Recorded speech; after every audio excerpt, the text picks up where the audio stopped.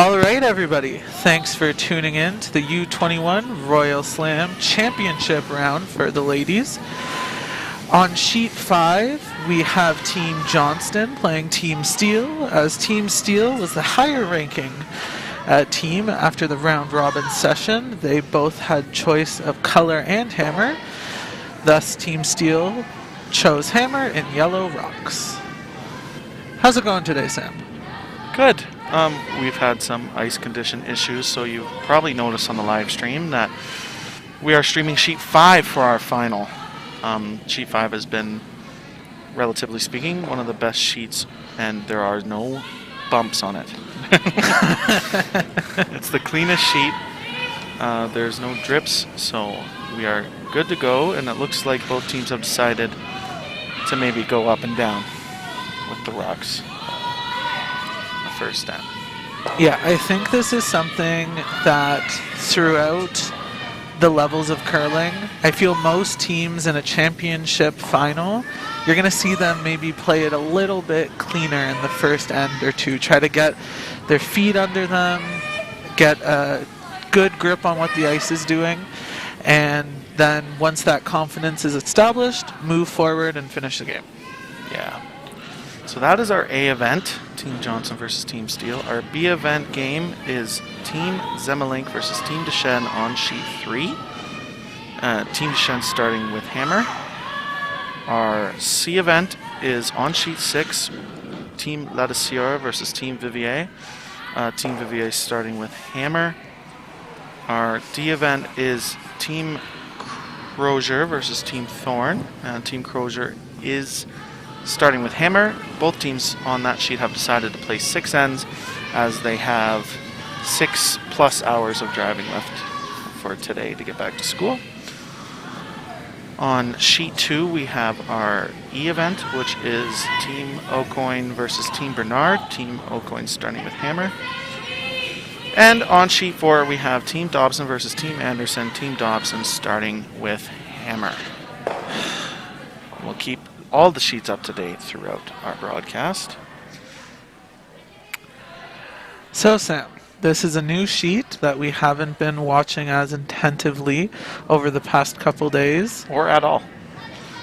Wow. Okay, I wasn't going to throw us under the bus, but you revved the engine and went right over. So yeah, we haven't really been watching sheet 5.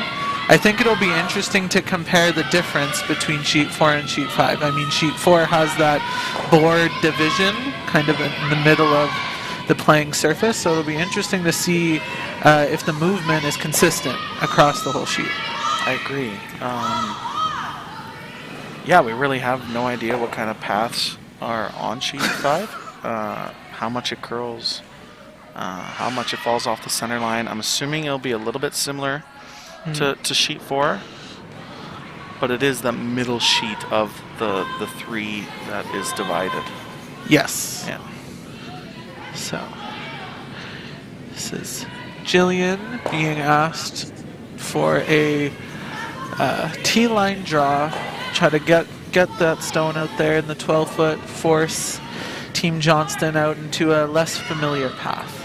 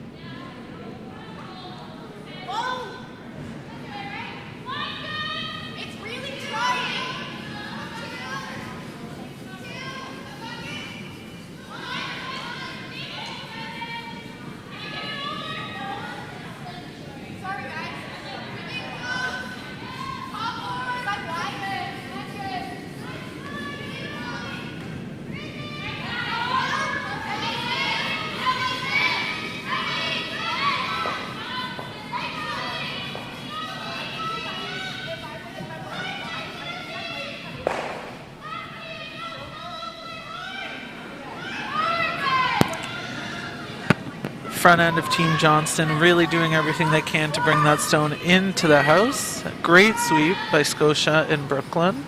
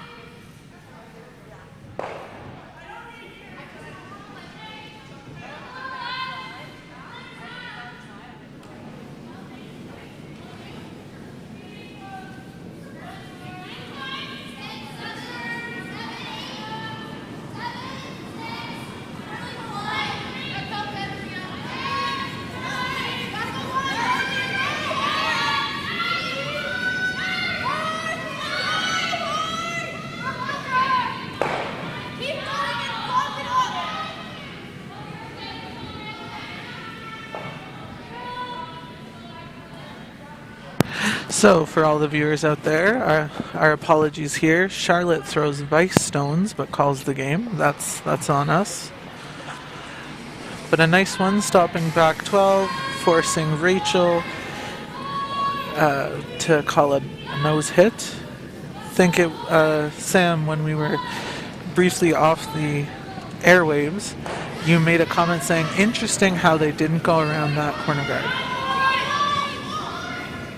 Yeah, I think both teams are just trying to blank the first end and just get used to the sheet. This is the sixth draw, so they should know what most paths are doing. But it's the first end, the championship game. Let's keep it simple, and I imagine it's going to be a trend for the second and third end too. But we'll see what happens. And nothing has changed for Team Johnson. They are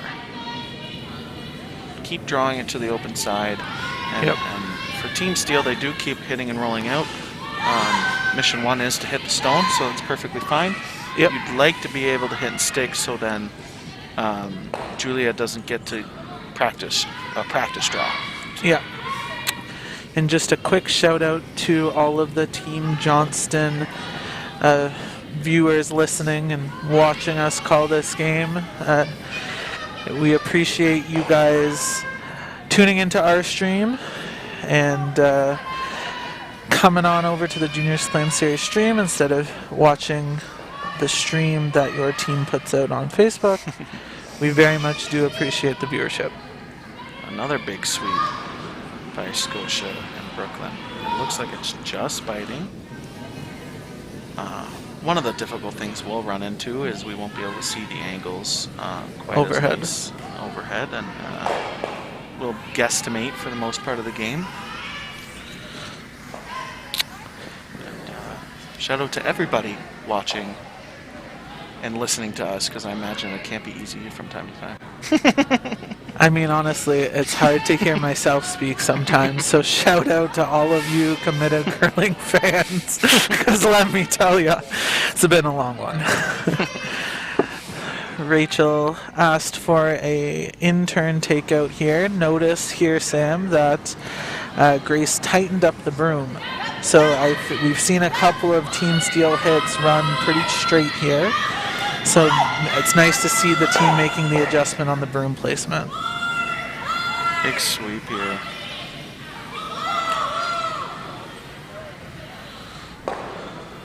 And a good hit and roll. And it's nice to see Rachel adjust.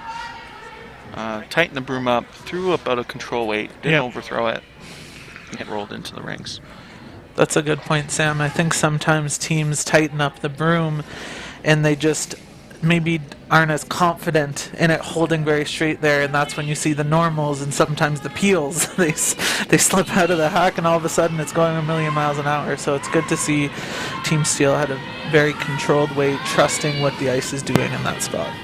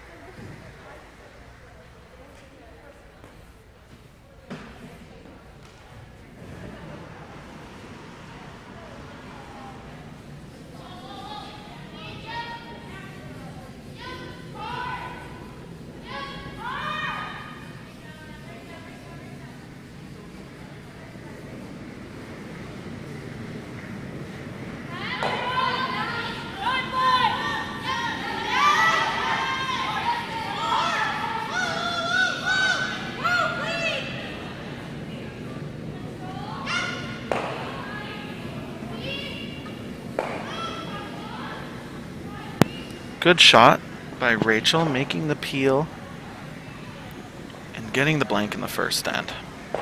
It's always good to start off with a confident first stand, keeping hammer, going into even ends, and a little bit of a warm-up.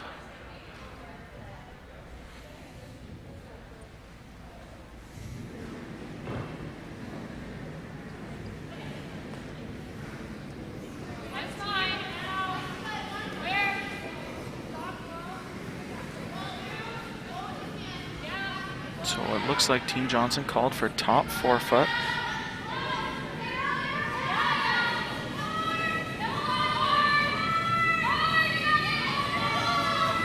And like I said before, I think both teams relatively going to play clean in the first couple of ends. Get their draw weight down, learn the paths of the sheet.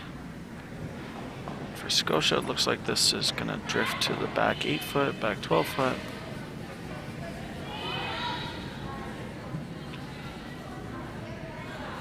And out. What a good sweep by Rachel. I did not think that was going to get by through. So corner guard goes up, and just like Rachel said, she's calling the corner, but if it slides in, nothing wrong with that.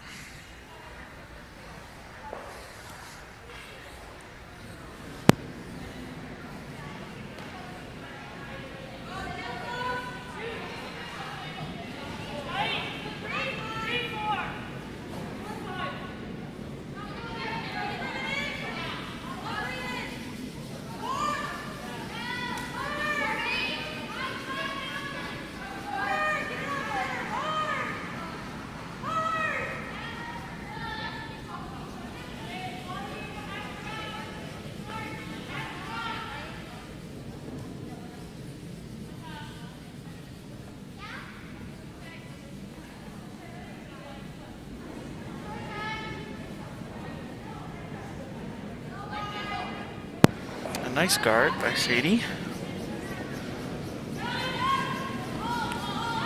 We got to watch Team Steel play this morning, and that was a common theme of it. Their good ends that they had was when their front end executed their guards and their draws, and really set up for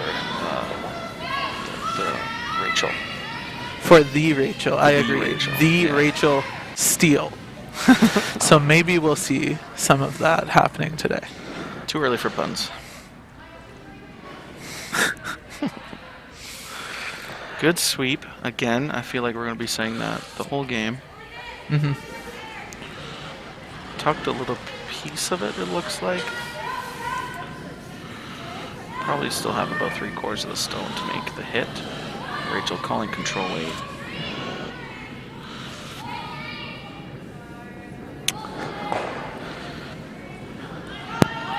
Nice release there by Sadie.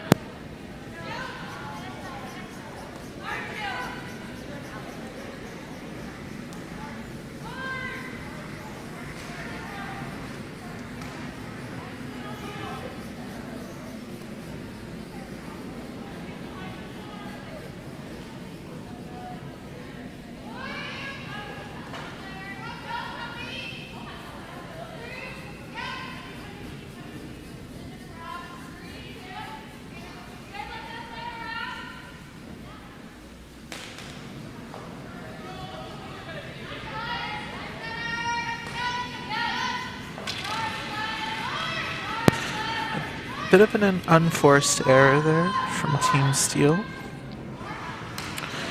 Now, looks like Team Johnston is asking for the come around the center to the top 4 foot.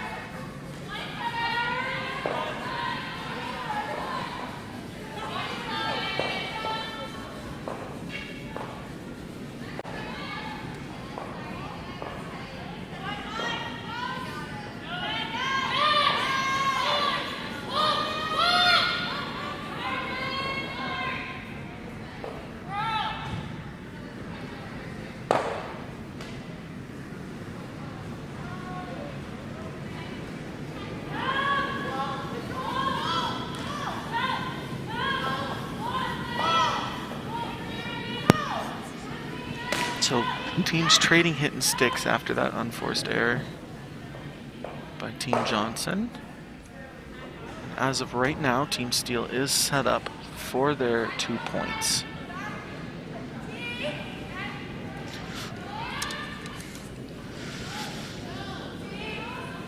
So for Charlotte, hit and stick, maybe hit and roll towards the center line is the objective here.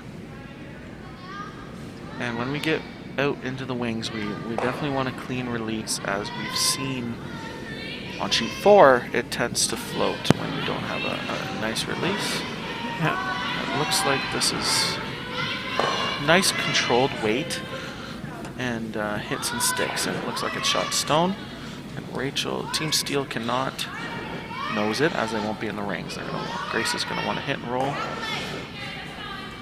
to the edge of the 12-foot. Sam, I just wanted to update the teams on sheet 1. I think they either have the zoomies or they're playing a round of speed curling because they're already through the first 2 ends. Ryan, you were not listening when I was... No, I know, but they're going... No. Maybe they can get all 8 in if they play at this pace. No. So on sheet 1, they did not practice. They decided to start playing right away. And they decided to only play 6 ends as they have a long drive. I see.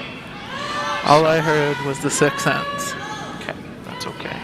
That's why there's 2 of us, right? Yeah, just don't sound as disappointed next time.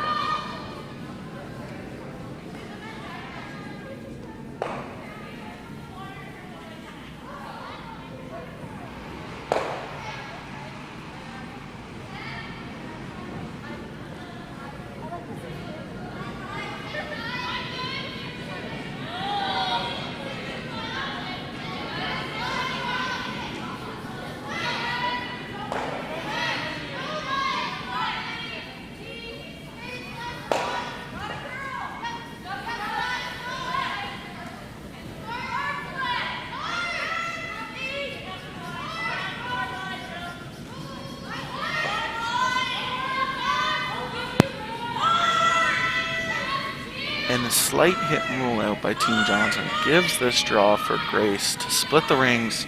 And a big sweep by Julian and Sadie to get it by that red stone. And just coming up light.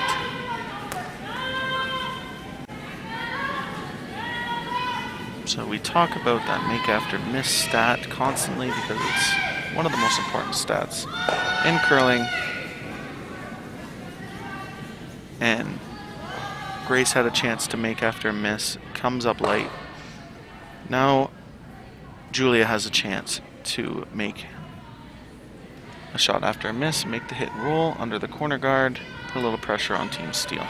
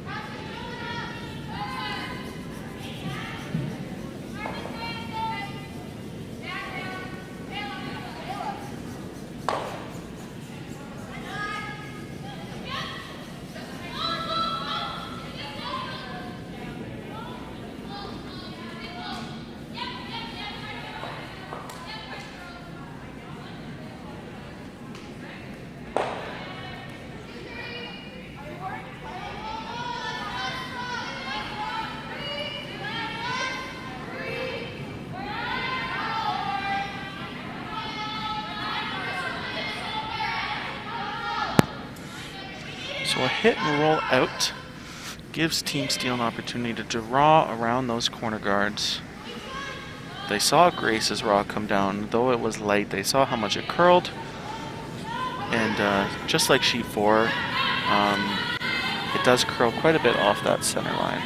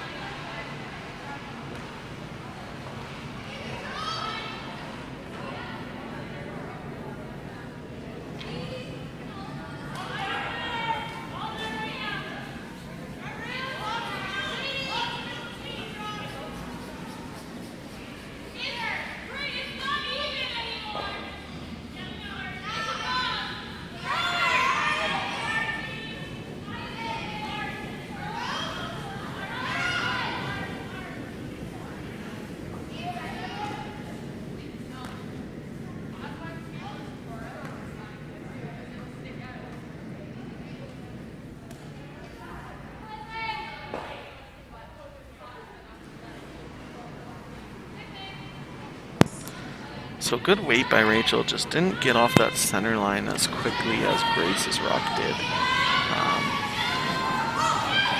Throughout the game, they'll tighten the broom up and have a better idea.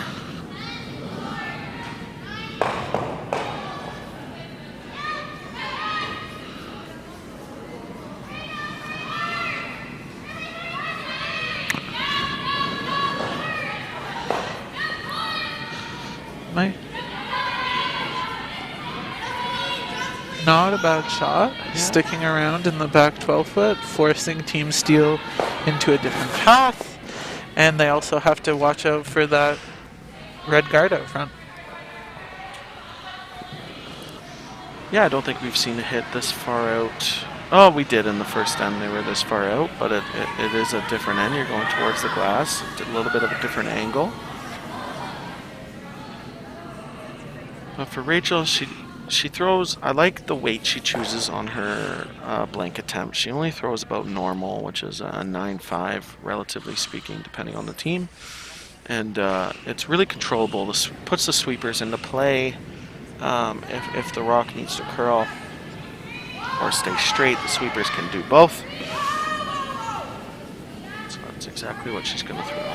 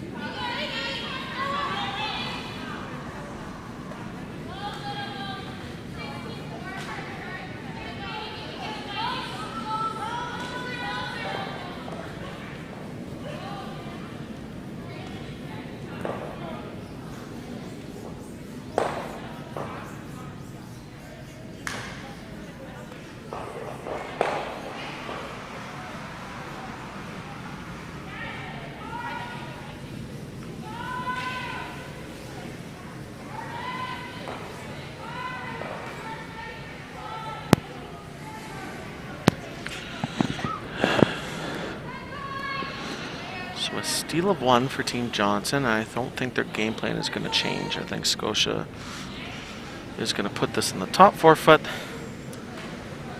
Continue, or Brooklyn is going to put this in the top 4 foot. Continue to keep the same game plan. Keep it easy. Keep it simple.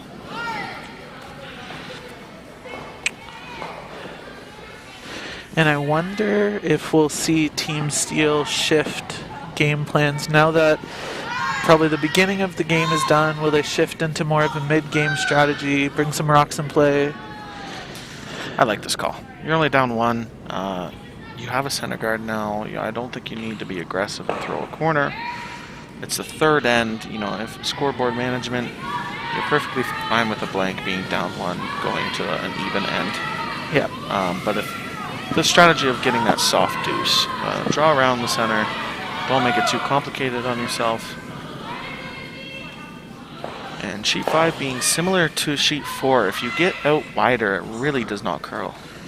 Yeah, I think we've seen that a couple times so far in this game, and it seems that on sheet 4, this was more of a noticeable pattern headed towards the scoreboard, whereas coming towards the glass on sheet 5 as well as going to the scoreboard, it seems to just be a little bit straighter overall. Yeah. And Team Johnson not worried about that rock in the back 12 foot, deciding on for Brooklyn to make this draw around the guard she just threw.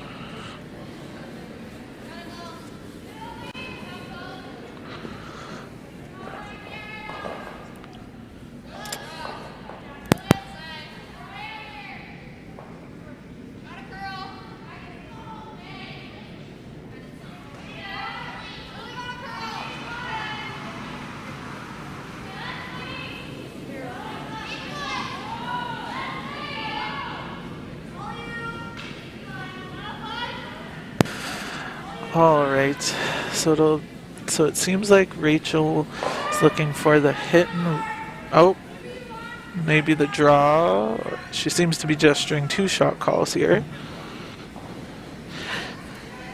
Hit and roll. glad that you unmuted yourself for me, Sam. Yeah, so it seems like they landed on the hit and roll, as you said.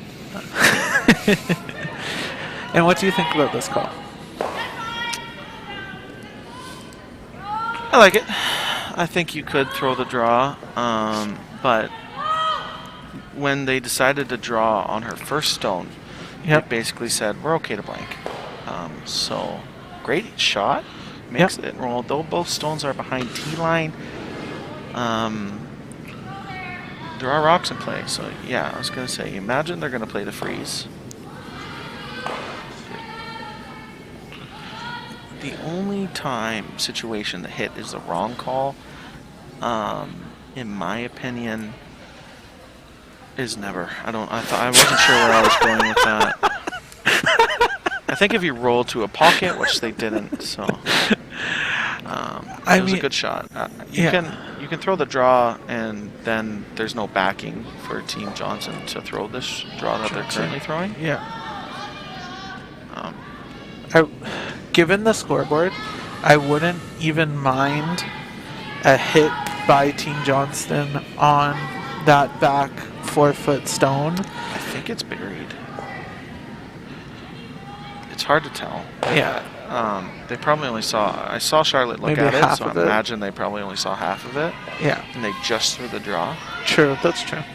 So, this is where hitting gets a little more concerning, because if you hit and roll to the wrong place, you create a pocket, you're probably either going to get forced or have to make 2 good draws for 2. Yeah. So, important shot for Jillian.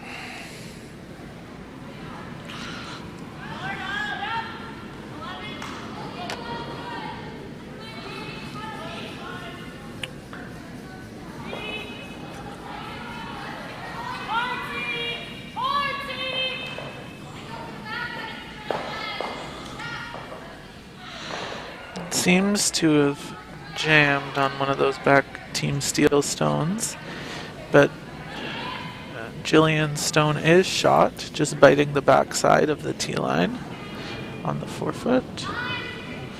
It looks like Charlotte is asking Scotia to maybe make a play on that yellow shot stone.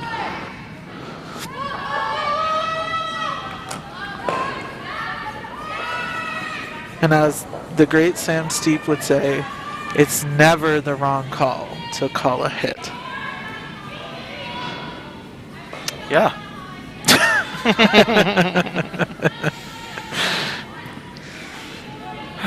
My coach and my current coach, one of his favorite words are elimination. That was 3 words by the sounds of how you pronounced it. Yeah, but it's 1 word. Elimination. Okay. The less rocks that are in the rings, the less points the other team can score, if you want to keep it as simple as that. Big sweep by Brooklyn just to hit that stone. And it looks like the yellow one rolled out. Yeah, I was going to say it was...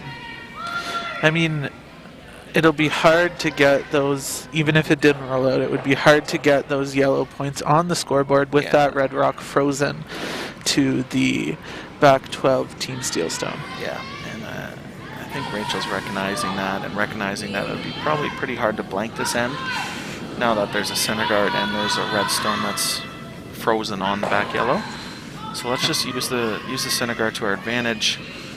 Draw top 4-foot here, and it looks like Grace and Sadie are going to have a big sweep here to get this to shot stone.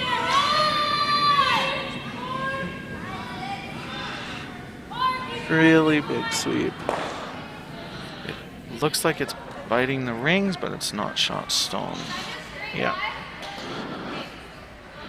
Team Johnson, I think you just try and draw around those red and yellow stones. I was wondering if the teams were afraid of the other side. Yeah. Or maybe both teams just knew the other side, the left side of on your screen better. Yeah. I mean, it also could come down to maybe a preferential turn. Maybe both ladies' teams feeling, you know what, we really do enjoy the clockwise or in-turn rotation. But I think this side, Team Johnston, is going to be pleasantly surprised with how much curl they get in comparison to the other side.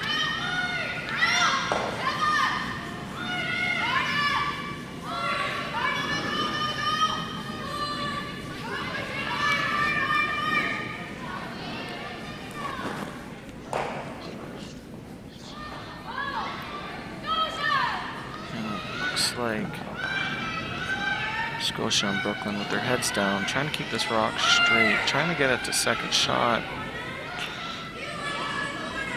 And a great sweep. Yeah, and a big heads-up line call there from both Charlotte and Julia. I mean, halfway down, the front end were on it, trying to get it to move, and then probably about 6 feet out from the hog line on the other end, the back end yelled, "No, ladies, switch. We need to hold the line. Keep it straight," and they did so. I see Rachel discussing the peel, and I like that a lot. You're only down one. You're in the third end, and you have to wonder what your problem rocks are, and the guard is your problem stone right now. So a good call here. Very mature call. Yeah. It's a very mature call from Team Steel to like understand they're in a bit of trouble, and there's still tons of game left, right? And the last thing you want to do is give up another steal. So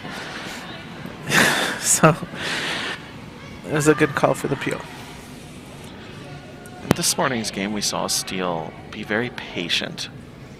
They weren't aggressive until later on in the game, and though they were down 4-2, the aggression started picking up, and they got those the three consecutive steals to win the game. And if we've learned anything, we know that they're playing for the second half. If they're down 1, down 2, they're perfectly comfortable. So if Team Johnston maybe knew that coming in, maybe they've played them before, maybe rewatched Team Steel's live stream from earlier this morning, do you think that may be a part of their strategy is to start early if they know Team Steel is looking to maybe hold out for the latter half of the game? Yes and no. I feel like you don't want to stray too... When you watch other games and you watch streams and you learn what strategy the team you're about to play plays, you still don't want to go too far away from your own playbook. You don't want to change things up too much to where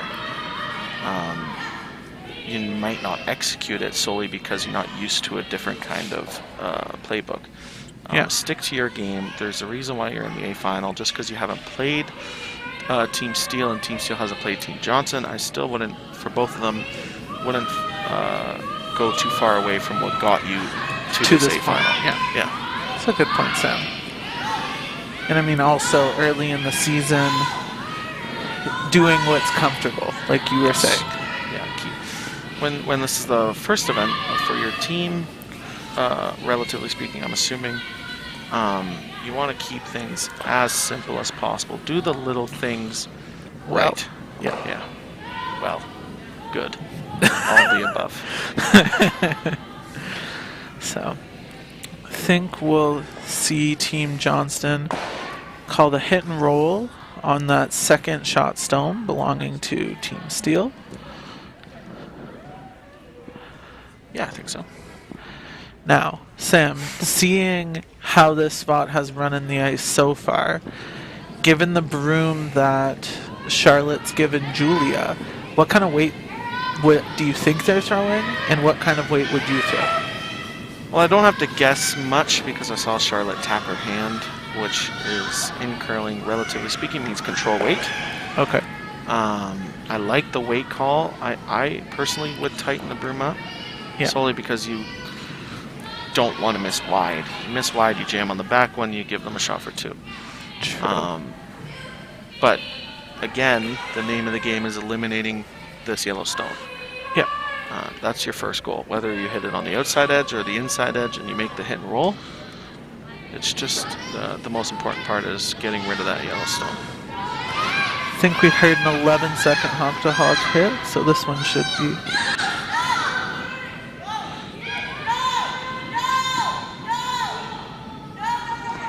11 seconds is a little lighter for control weight, and being that far out there, it looks like yellow stop for second shot. Yeah. The good news is for them is shot stone is buried behind their center guard. Yeah. But that yellow stone to the left of the guard is accessible for Team Steel. Trying to maybe figure out the angle to properly run that stone onto shot stone in the top 8 foot. It looks like they're looking at the double. Which, by our angle, looks rather flat. But we're not right behind the sheet. We don't. The overhead cuts the red rock off in front of their sheet, I believe. Yeah. So, I think for Team Steel, you don't want to get too greedy. I think making sure you score is the most important part. Yeah, I agree, Sam. And I think the other thing Team Steel needs to keep in mind here is if you make the double, those 2 other yellow counters are going to be really hard to put on the scoreboard just because of that frozen red stone in the back. So I think maybe taking a simpler shot here is both better for you because you have a higher chance of making it, but also good because then you have a chance to score. Yeah, and obviously, as the joke continues, Rachel heard us talking, decides to play the draw for 1, and then I think it's absolutely the right call.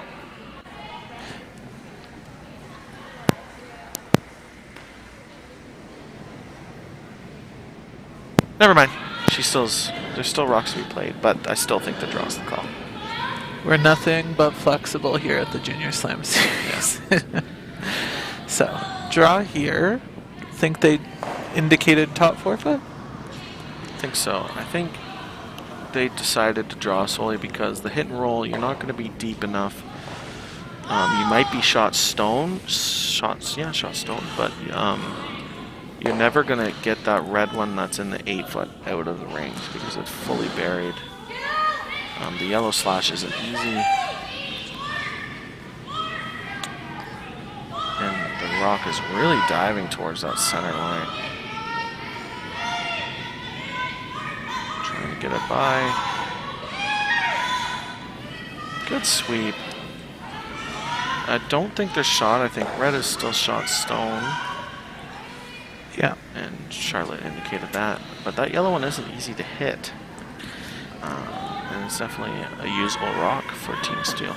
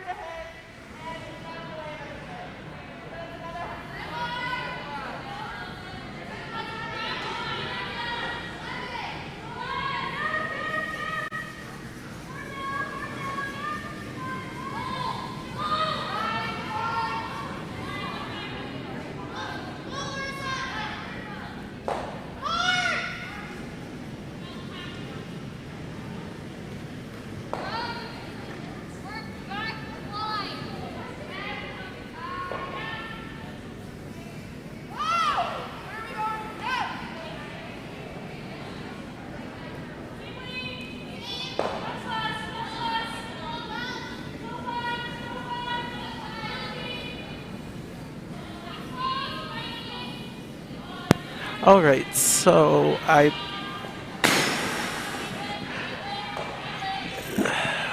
we're hypothesizing that it's a draw through that port, maybe even just a guard.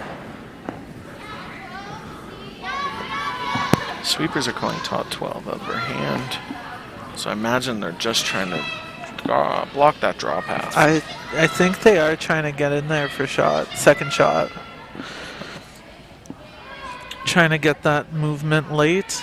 So Brooklyn and Scotia trying to get in there, and it looks like they are sitting 2.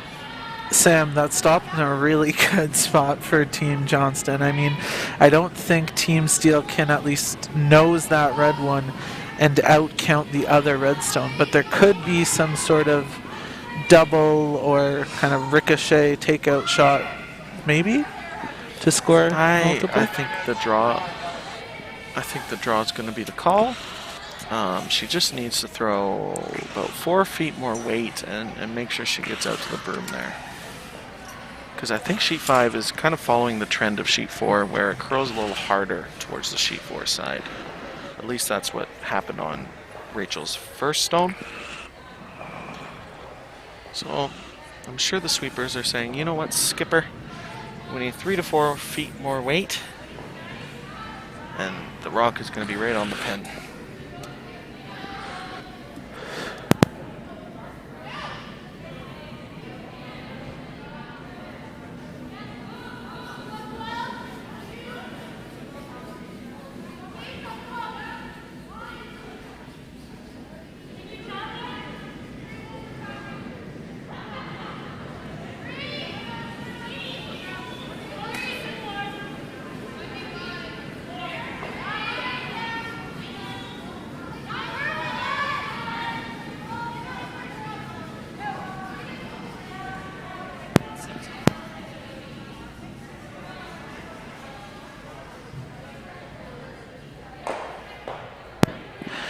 And a great shot from Team Steel.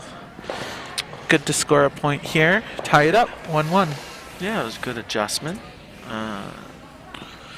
Definitely threw that 3 feet extra. It stayed a little straighter, but really good weight.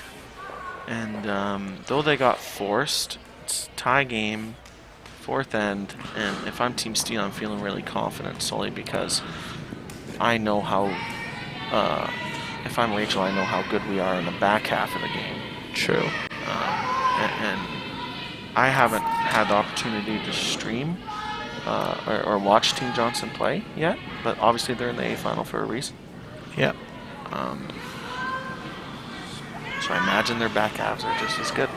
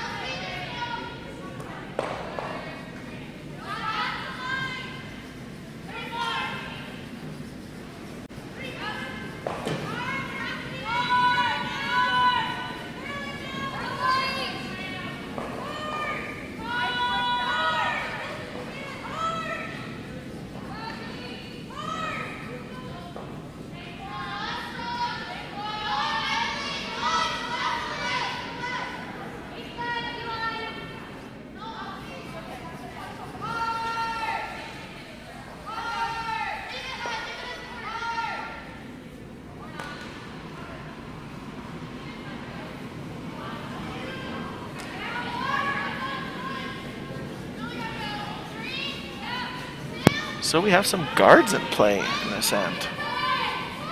Woo woo! Early in the end, anyways. We did have guards last end, but they weren't thrown until later.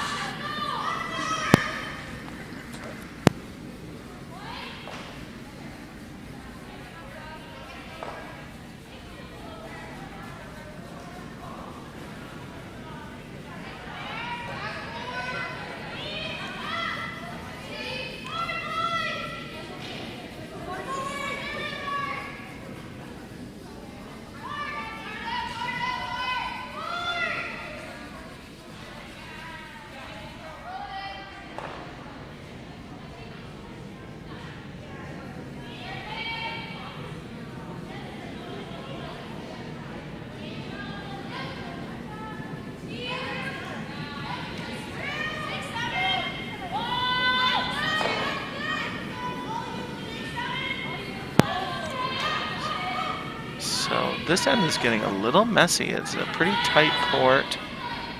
Trying to get it to curl, and it just misses. Now trying to get the rock to stop. And though it did slide deep, for Team Johnson, you're probably going to see a tap or a peel, as they have hammer. They don't want their own rock to be a center guard. And I like the tap call, maybe a tap and roll over out of the center line. Try to create some space for their skipper to make her last shot. And for Scotia, that's exactly what she wants to do. For like a back 8, back 12 weight.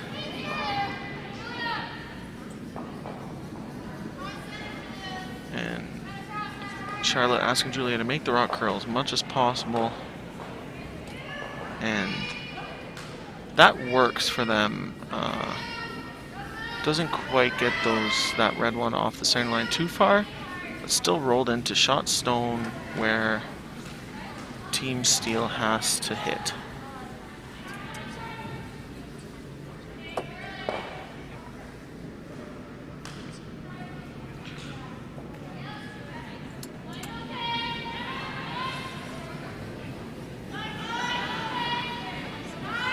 Oh, tennis.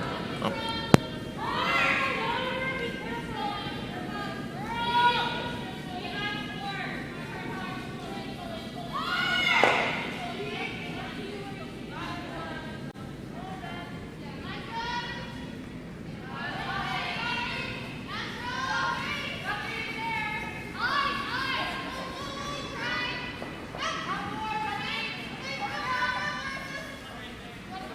And a nice hit and stick by Jillian there.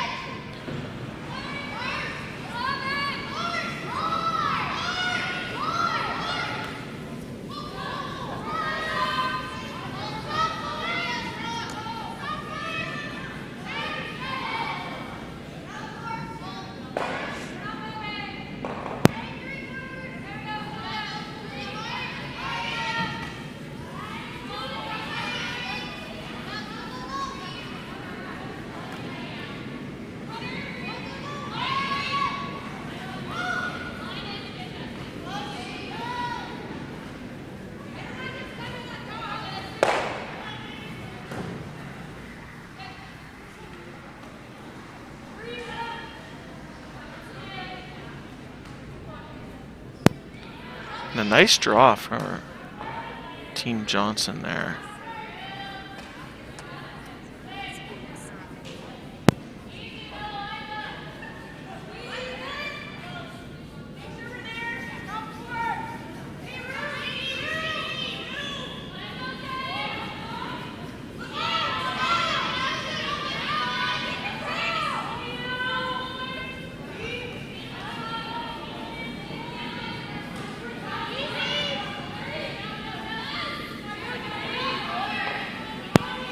Another great draw from Grace this time.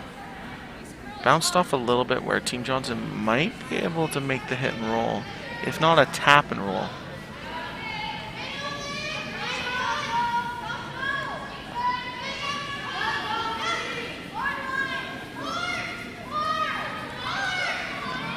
It looks like by that broom they're playing like a backline tap. Try to sit 1 and 2 on the forefoot.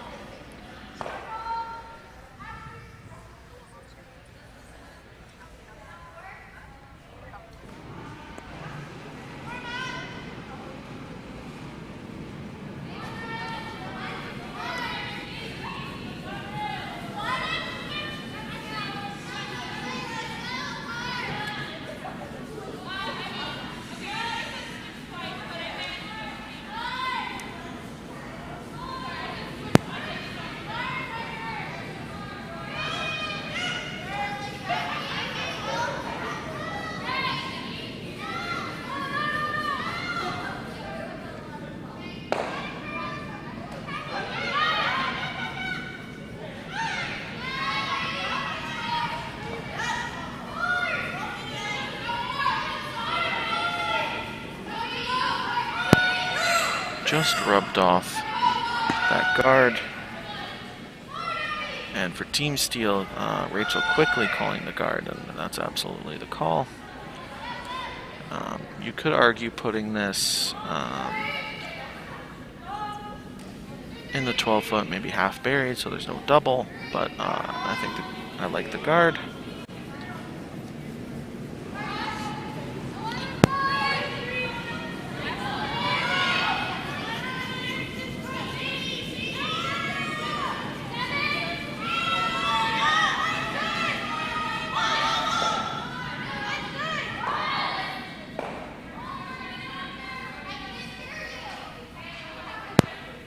Sadie staying close, and a really good pair from Grace.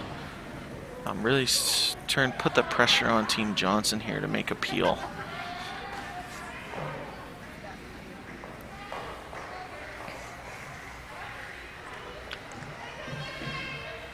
Not much discussion here.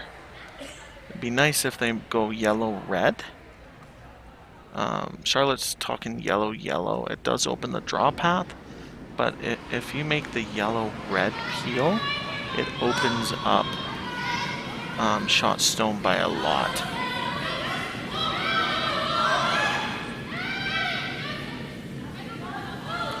Either way, your main problem stone is the yellow rock that is biting the center line. Make the peel, get rid of it.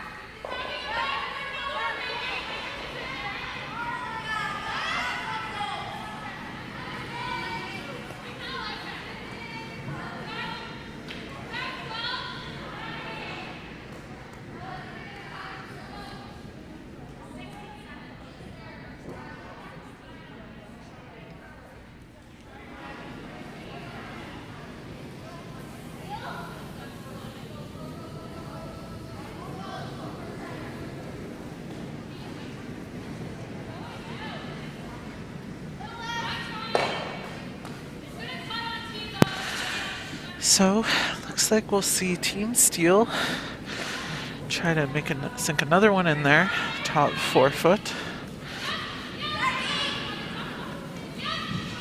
And really put the pressure on Team Johnston.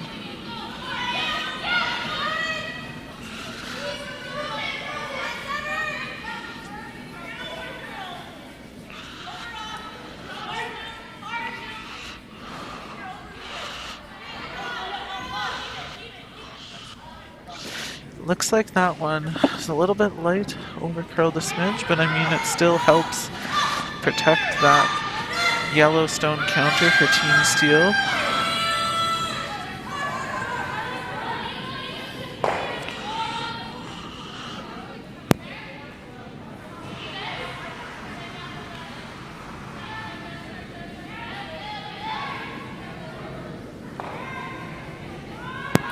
I like this call here from Team Johnston. I mean, the setup out front is really hindering them from getting at that back button Yellowstone.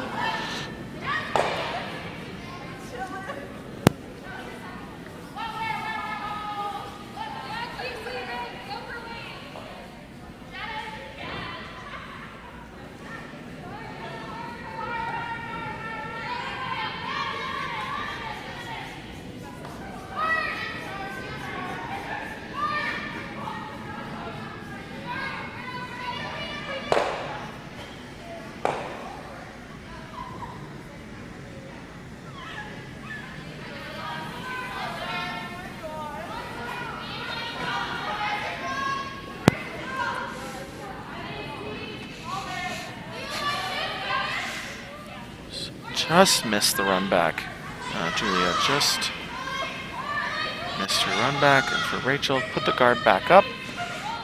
You could argue being a little more aggressive here and maybe drawing to full 8 foot and kind of Christmas treeing the rock a little bit, I think would be the best shot. One, you're putting more pressure on, you're sitting 2, but also there won't be a double, and the draw path all of a sudden gets a lot tighter.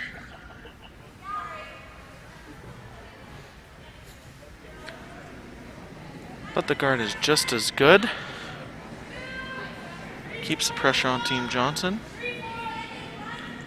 I think I hear 3-4 from Jillian.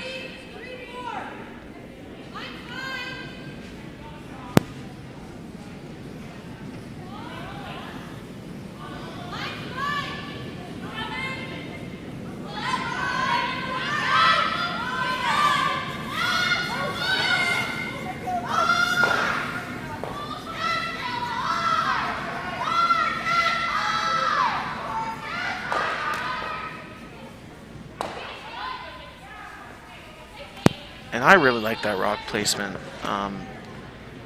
There really is no shot for 2 and a pretty hard shot for 1. I imagine, like, if that Yellowstone, like if you could have put it a foot deeper.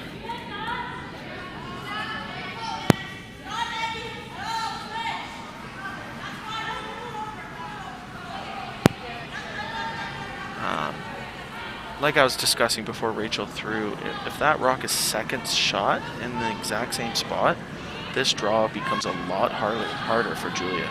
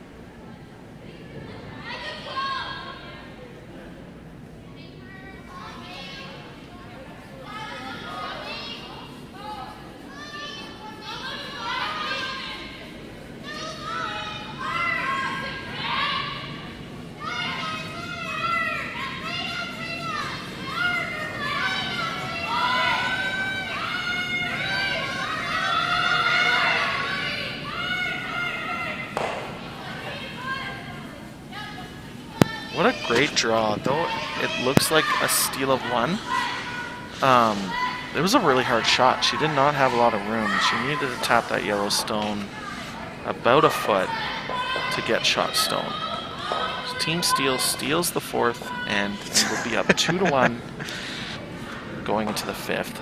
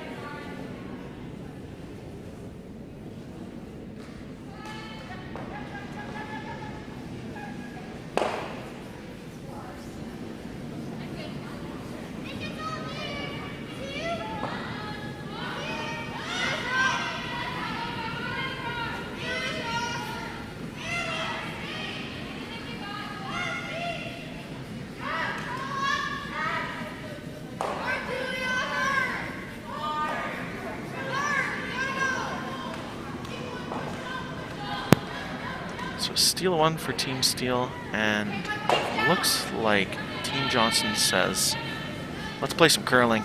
Throws up the corner guard. Team Steel has the center guard, and it looks like we're going to have a little more aggressive ends, which I absolutely like to see. It's more fun for us, more fun for people at home, maybe a little more nerve-wracking For the spectators. But Yeah. fun for us.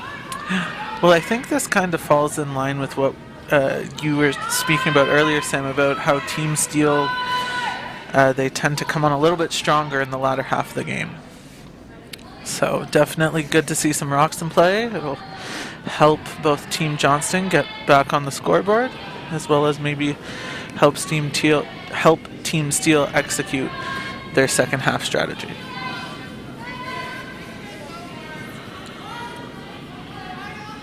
Could not agree more.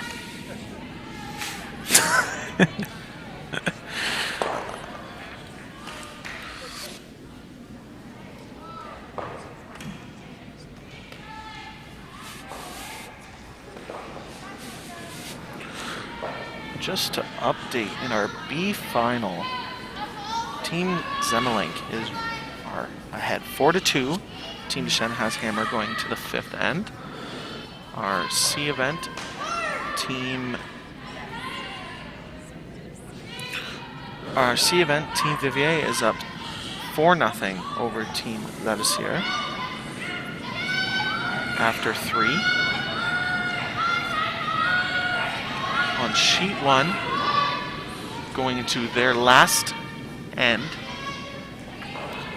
Team Thorn is up 4-3 with Team Crozier having hammer.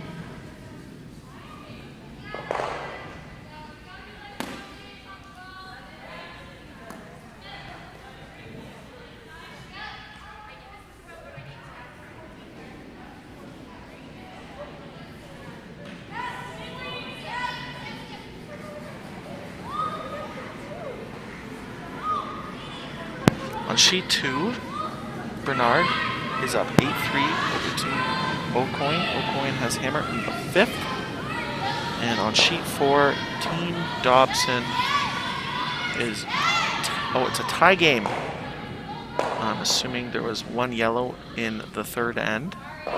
Tied 2-2. 1-1. 2-2. 2-2.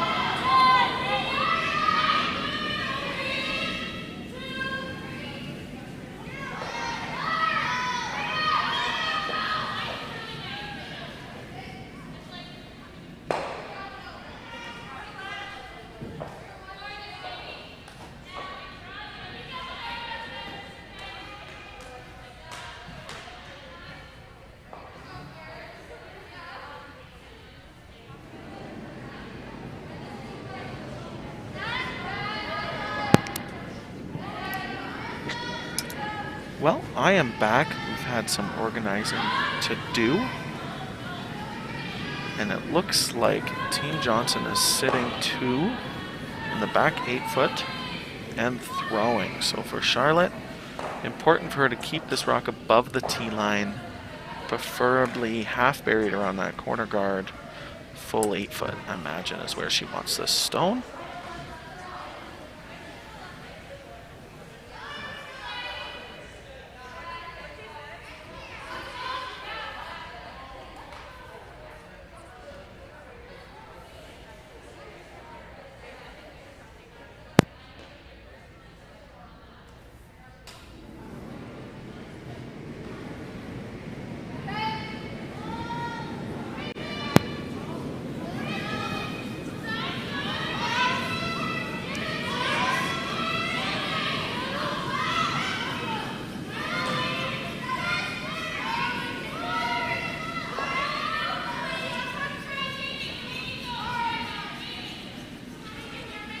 Looks like the sweepers do not want to touch the stone, trying to get it to stop.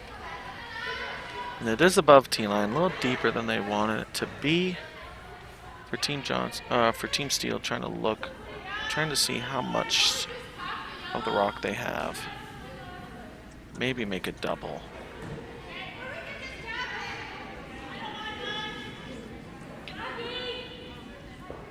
Team Steel up 1, though red is sitting 3. I do like the tap. As we tap it back, create a pocket.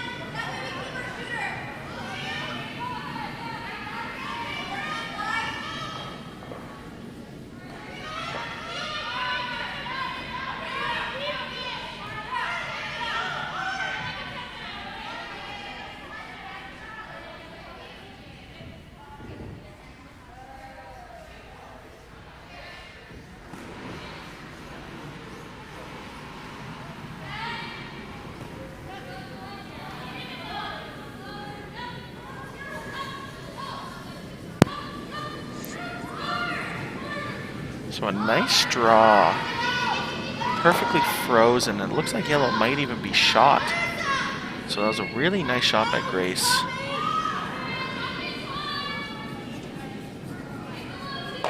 For Charlotte, she wants to follow her down, maybe tap it, maybe unlock those stones a bit. And Team Johnson's coach decides, let's go talk to them. Let's discuss this shot a little more in depth, as it is an important part, an important spot in the game. And for Team Steel's coach, they're just going to make sure, cut the scoring area down, force them to their 1 point, try to make it as hard as possible for them to get to.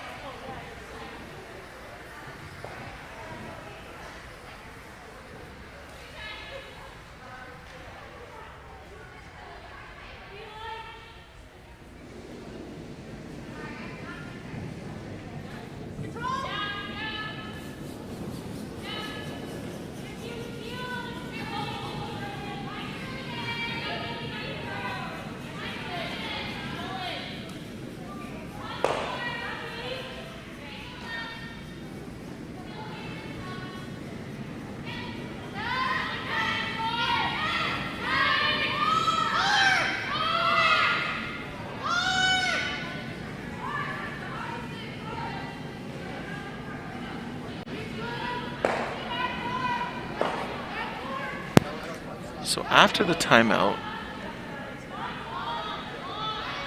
Team Johnson's coach, Tony, basically said, if you make this run back, you're probably going to sit 2, maybe 3, and you open up that forfeit. The only risk to this shot is if you miss narrow and you hit and roll to guard the yellow stone. So even if you just make the peel, you open it up to where Team Steel have to be careful of what they hit / what they guard, because Team Johnson will have a couple of options. So Charlotte, we've seen your draws, we've seen your board waiters. Let's see your normal weight peel and see how close this is.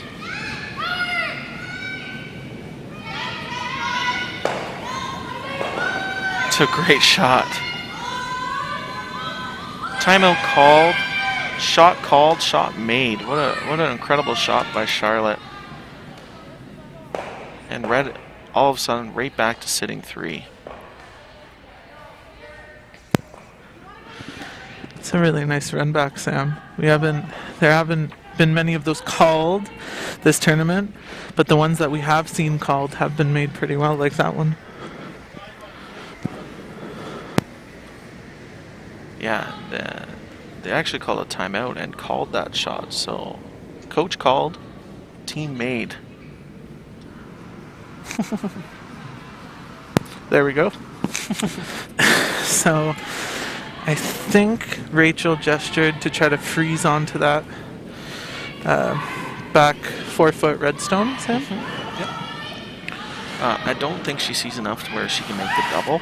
Yeah. And the two rocks we played, if you make a really good freeze, it'll be hard for Team Johnson. They either have to play the exact same run back or they have to make some separation.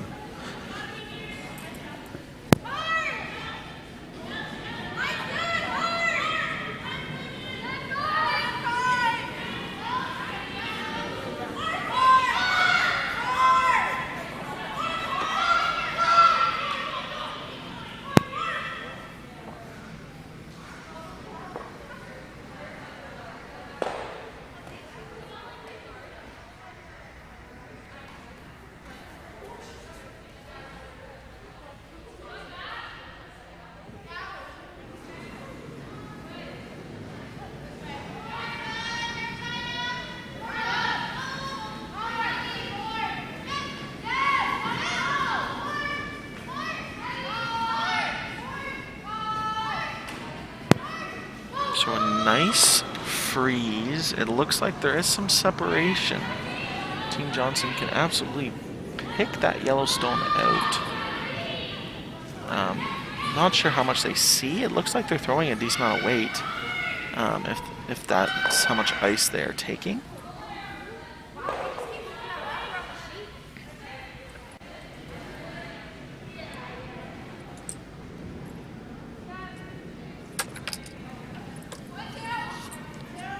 So for Team Johnson, pick it out, continue to sit 3, and put the pressure on Team Steel to make a really good freeze.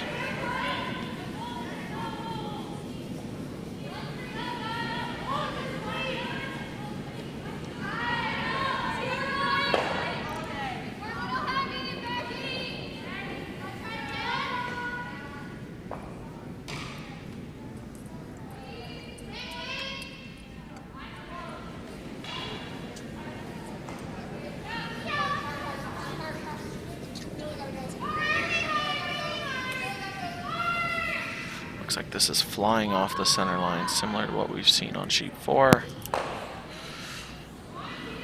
And not a bad, if you're gonna miss, it's not a bad miss, as that's probably the tolerance. You get rid of the guard. Pretty hard for Team Steel to put this rock in a good place to where there won't be a double or a shot for multiple points. Yeah.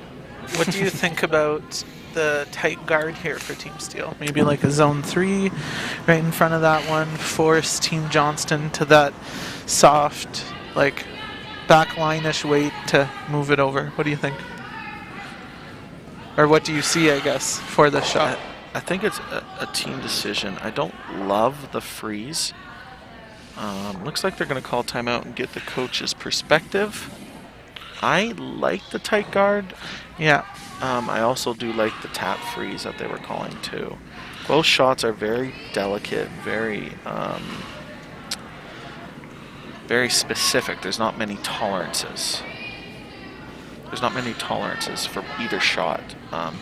For Rachel, whatever the team, whatever her and the team decide is going to be very specific to where you're going to put the stone. There's not many ways you can miss the shot she decides, and for Team Johnson to not have a shot for a multiple. So I do like the tight guard, maybe even full 12 foot. Yeah. Just to cut off to where there's no hack waiters. And it looks like we have our first conceded game as Team Bernard wins 10-3 over Team Aucoin.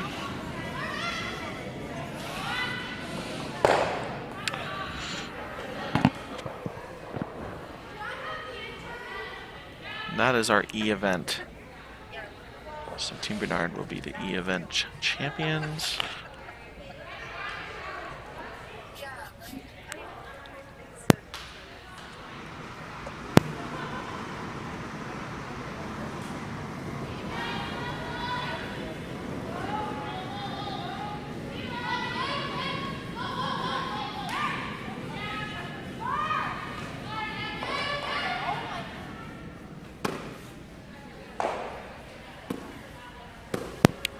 Alright, Sam, so on our feature sheet here, it seems like The freeze tap? Tap. That looks like the freeze tap.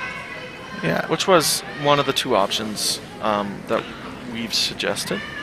I like it. I think it adds... It makes the fact that there's another yellow stone that Team Johnson would have to eliminate to score multiple points. So, big shot. If made, you could even make Team Johnson have to draw the pin for 1. Yeah. There's not, like I said before, there's not many ways you could miss this shot, but risk reward for sure.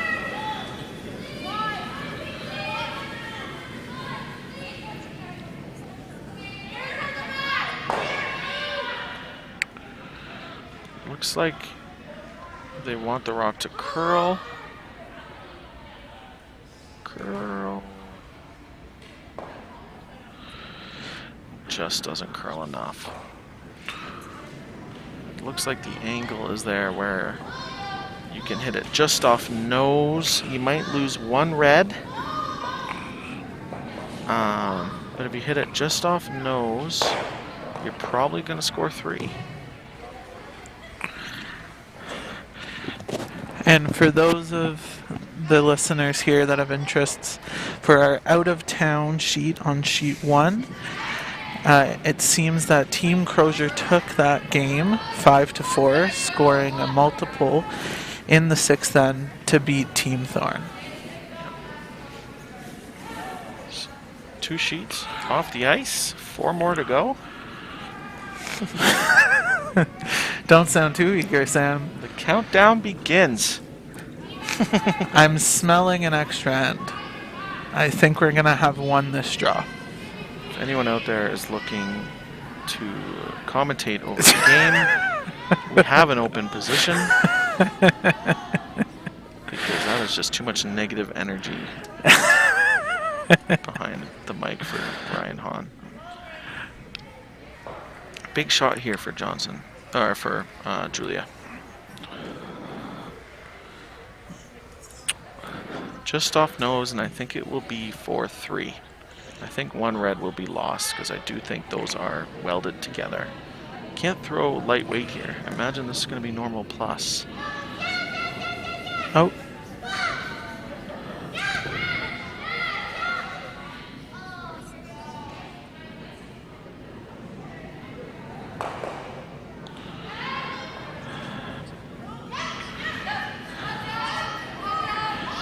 An unfortunate outcome there from... The rumors behind the glass is that it either picked, grabbed, or hit a bump on the ice. Yeah.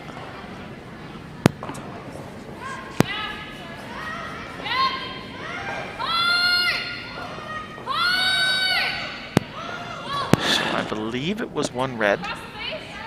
So though that rock wasn't the outcome we wanted,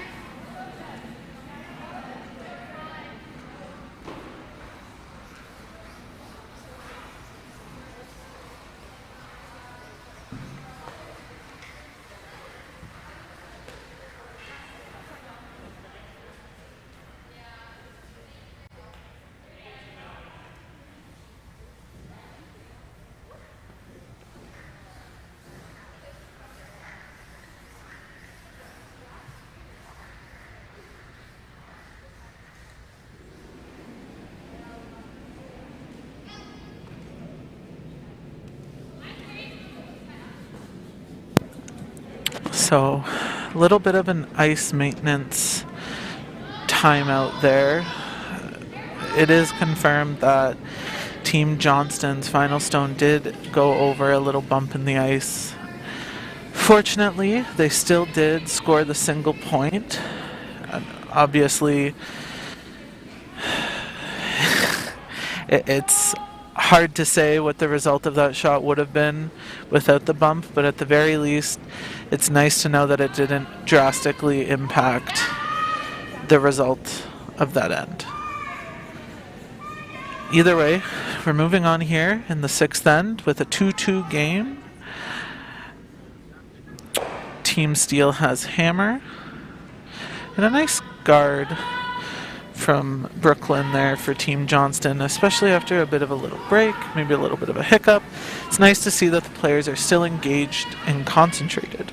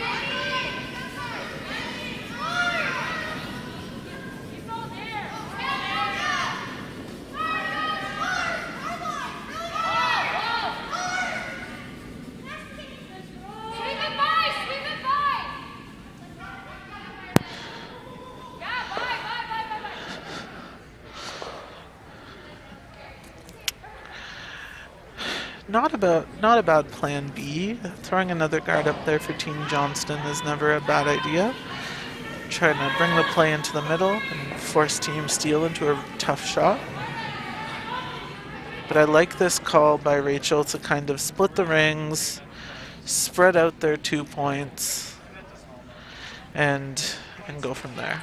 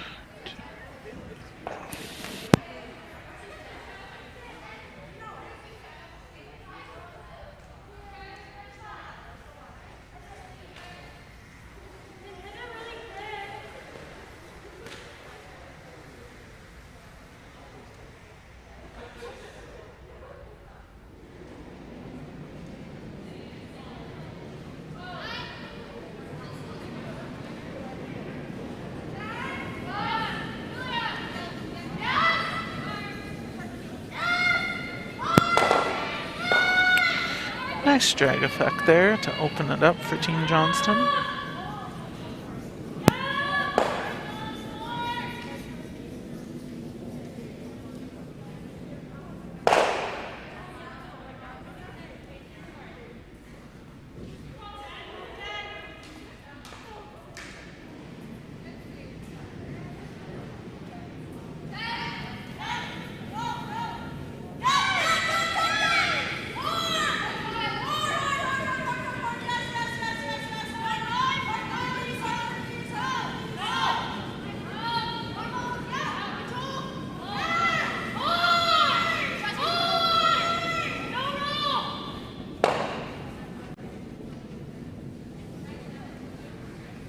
Nice hit and stick for Team Steel. And it looks like Team Johnston is going to play the hit and roll onto that, trying to hit that top right hand yellow as we see it and roll over in front of that back 4-foot yellow.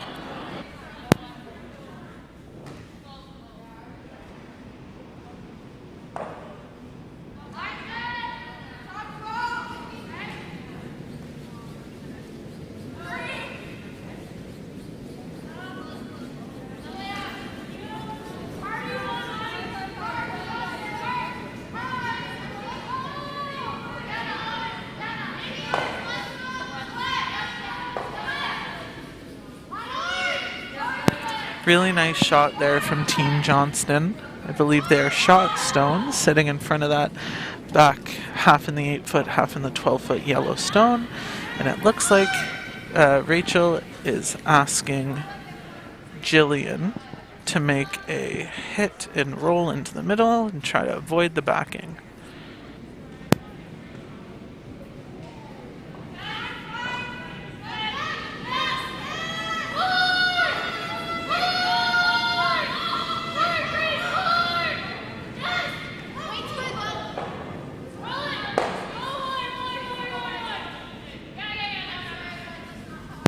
Very precise shot from Team Steel to remove that red stone and not jostle any of the yellow ones out of play. Yeah, it's good to see our A and B event finals close games.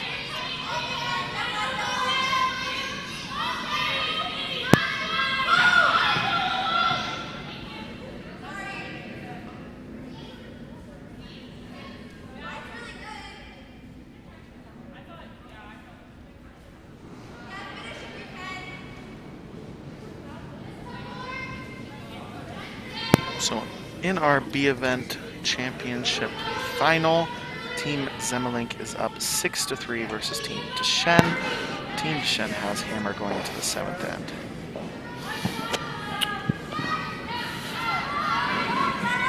Important shot here for Charlotte, trying to make a hit and flop onto that back 8-foot stone. I think just we seen, at least on sheet 4, we've seen how far the rock curls off the center line, and it seems like it's a similar trend on sheet 5. And for Team Steel, you have hammer, you're sitting 2. Let's split the rings, make sure we get at least 2 stones as far away from each other as possible. Yeah, stay above T line so there's no freeze opportunities for Team Johnson. Yeah, if I'm Team Johnston here, you're looking for a way to get out of this end. Right now, Team Steel has pretty decent control of the house, and any miscue by Team Steel, Charlotte and her team is looking to take advantage. Big sweep here from Jillian and Sadie to get it into the full 12-foot. Good tolerance by Grace. She didn't overthrow that. You didn't want the rock to be in the back 12 like you just said. Staying above T, it's a good spot, and I think Team Johnson recognizes that, and they're deciding to, though it's not shot stone, hit and roll over to shot rock, and make Team Steel have to deal with that. Yeah, I think this is the play, Sam. The ladies have thrown this shot a few times now, so they should have an idea of how it's going to move. And I mean, all it takes is a couple miscues from Team Steel, and this end that's looking like a 3 could end up being a blank or a force. So big sweep here by Brooklyn. Hits it right on the nose. Looks like it's sitting 3rd shot. So if you're Team Steel, you don't have to hit. I don't mind it. I think it probably still is the call. It's hard to put a draw in a spot where that red one, it's the most dangerous rock for Team Steel. So make the hit, maybe roll towards the center a little bit, not too far, and sit 3 again.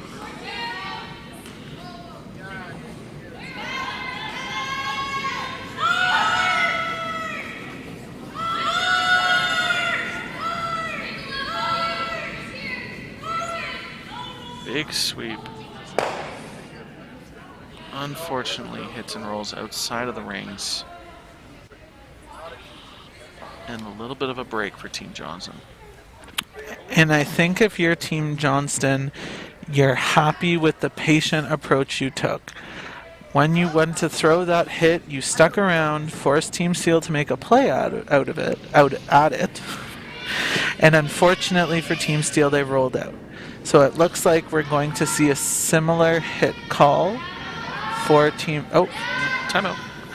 Pardon me, a timeout for Team Johnston. Well, I think Charlotte called the hit on the shot zone, where I think if I'm Team Johnson's coach, I would want to hit and roll on the higher rock. I see. That is their last timeout. It will be the girls' decision the rest of the way, unless Team Steel decides on calling a timeout.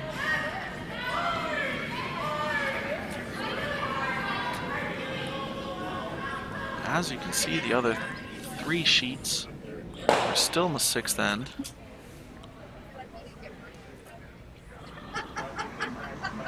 We have a tie game on sheet 4 with Team Dobson having hammer in the 6th end. And on sheet 6, we have Team Vivier leading 5-2 over Team Lavisier. Lavisier having hammer in the 6th end.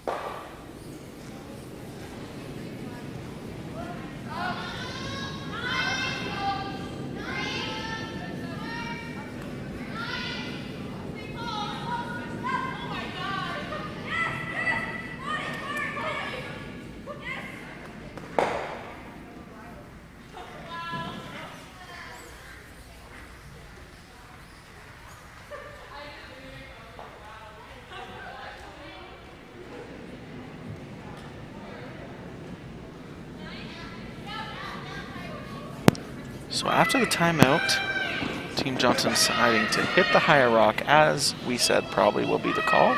Yep. And a big sweep again by Brooklyn. Try to hold this stone for shot rock. And it looks like Team Steel will still be sitting 1. It's important that stuck around, Sam, though, because if there's a miscue by Team Steel, Team Johnston does have the opportunity to hit that on the left-hand side as we see it and try to generate a force. Absolutely. The good news is if you ever commentate over Team Holman, you'll have Emma Miskew's last name down pat.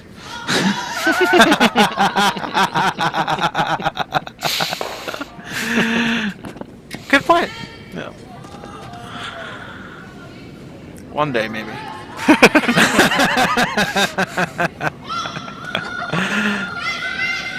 So, big draw.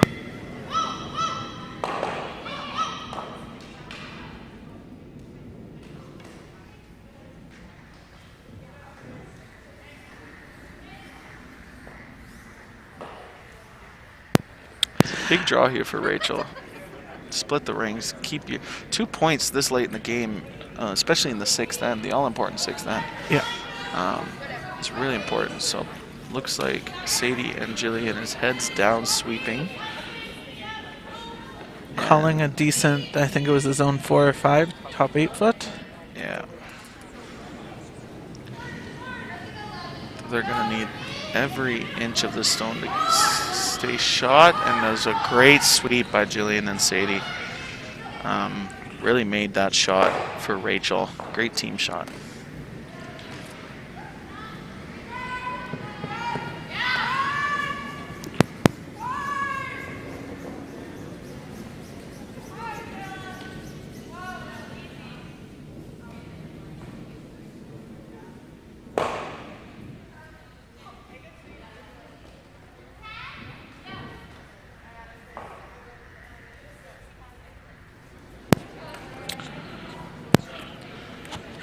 Yes, I am, Sam. I am a perfectionist. For Julia and Team Johnson, taking their medicine a bit, they understand that they're probably going to give up 2. But 2 is not the end of the world. If they try to be cute, try to make a freeze or a draw, you give Team Steel a shot for 3.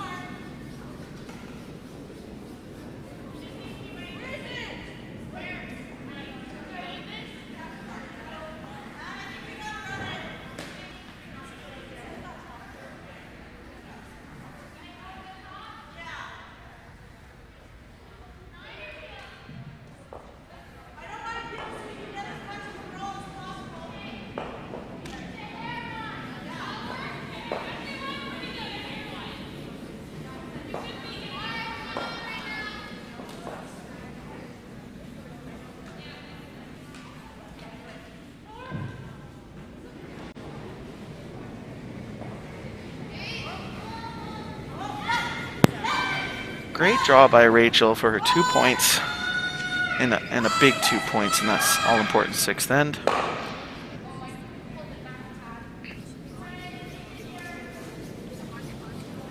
And for Team Johnson, really important as a team to discuss what they want to do. In our last men's draw, we discussed it for Team Dobson, who were down 2 in the 7th end. And they flip-flopped from either getting their deuce or playing the blank.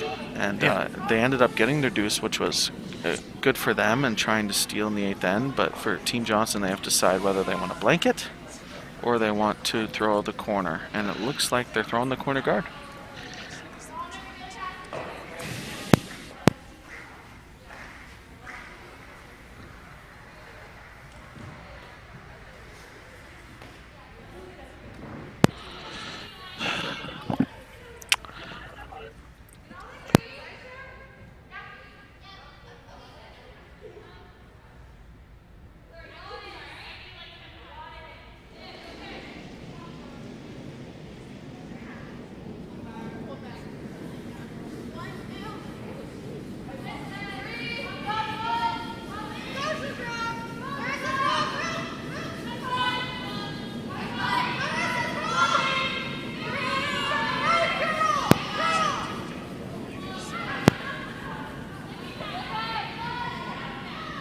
Trying to get that rock curl as much as possible. A great shot by Brooklyn. We've discussed so many times how important it is for those leads in seconds to set up the end. So great job by Sadie, putting the rock in the top forefoot. And a good corner by Brooklyn. So let's see what Sadie decides to do here on her next shot.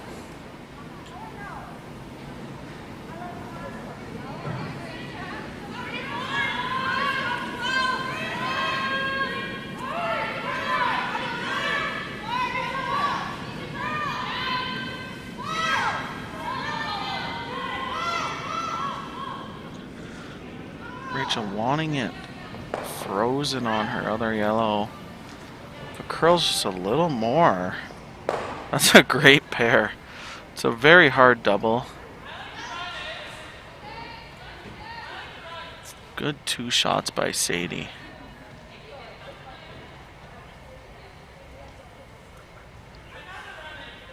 And Sadie, being the youngest on this team, a very senior team of Team Steel, very impressive lead stones.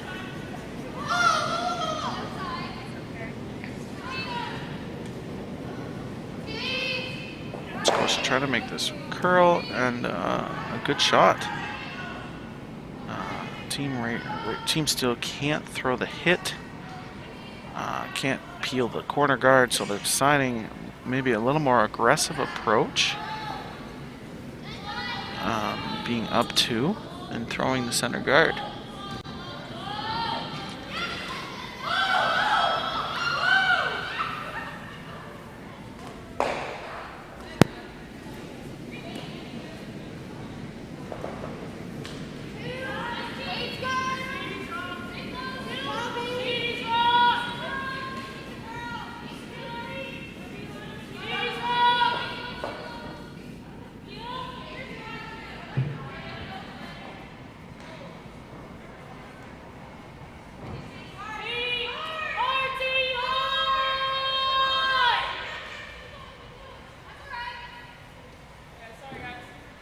Great depth there by Jillian.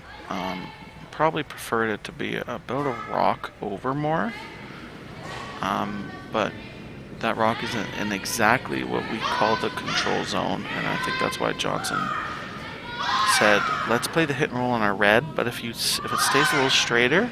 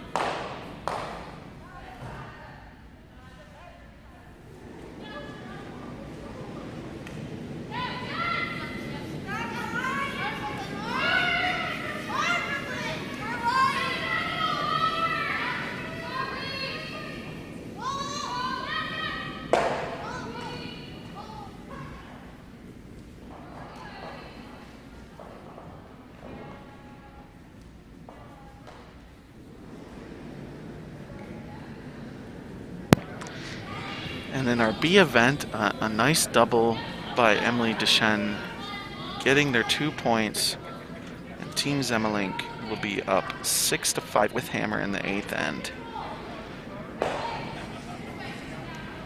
And back to our featured sheet. Team Johnson currently sitting 2.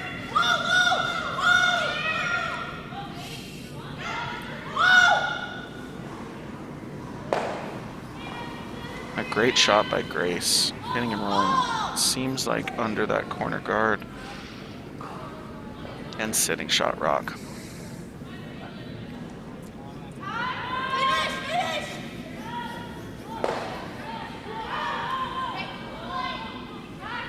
For Charlotte, she made a really nice run back in the 5th end, and looking for a similar outcome here to sit 2, 1 buried behind the corner guard.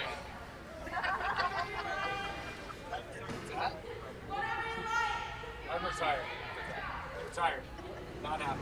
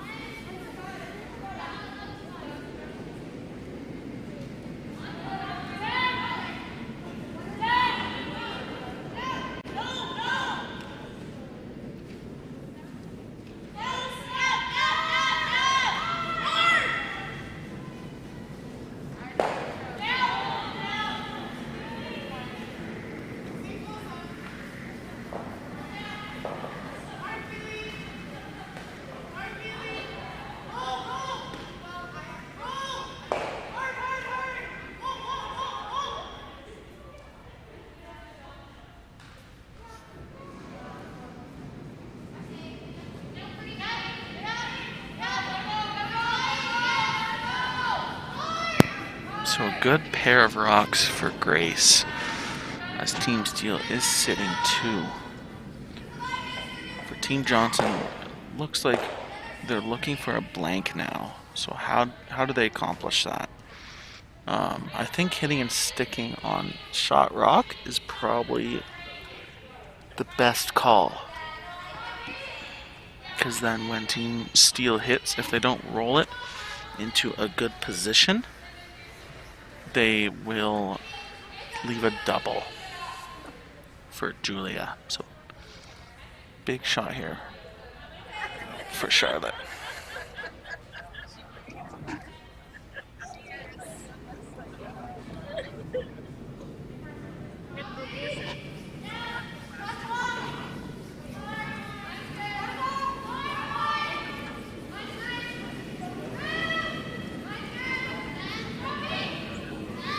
And on sheet 6, a 4-ender for Team Ladessier, making it a 6-5 lead with Team Vivier having hammer in the 7th end.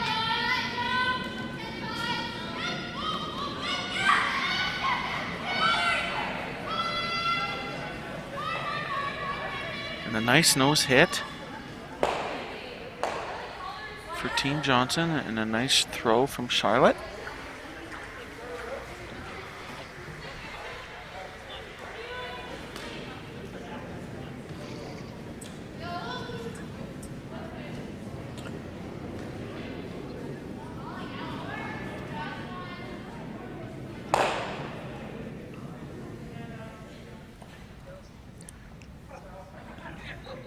And we've talked about the beach ball effect about 300 times this weekend. But why not talk about it one more time? For Rachel Steele, she wants to make sure this rock leaves the rings. Yes, it's nice to keep the force going. Yes, it's nice to still sit 2, but make sure that red one gets out of the rings. And it looks like that's exactly what happened. Good shot. Team Johnson needs to decide, do we draw back 8 foot? Or do we play the double?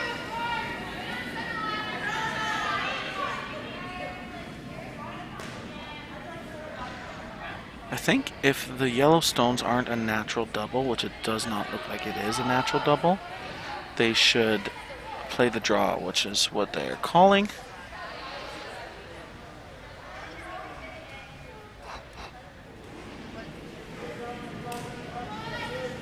So you want to put this T-line back 8 foot behind that yellow stone.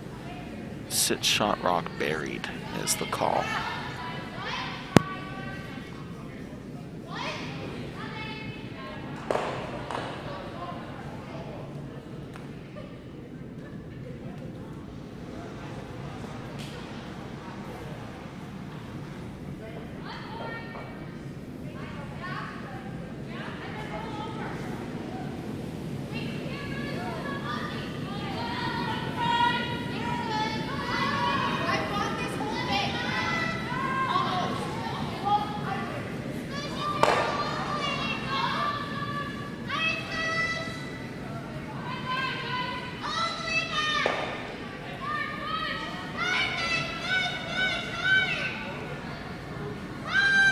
Big sweep here from Scotia, trying to get at least a piece buried, and looks like they did get about a quarter of the rock buried.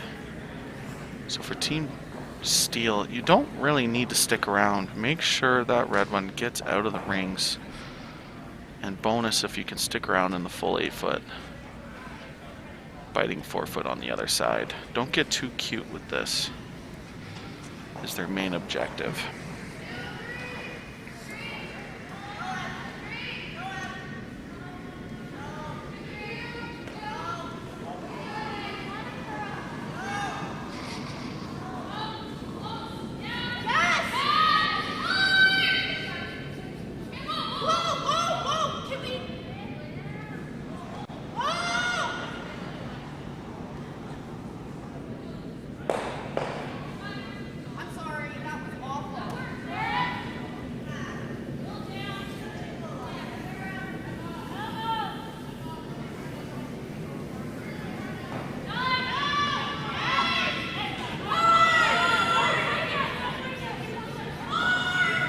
Big sweep to get it by that yellow stone. And doesn't.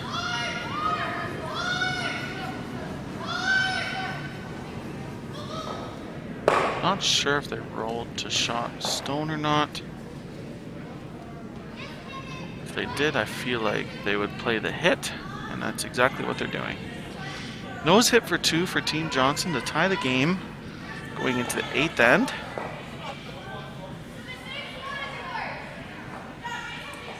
Looks like where the broom placement is, they're going to throw a nice control weight.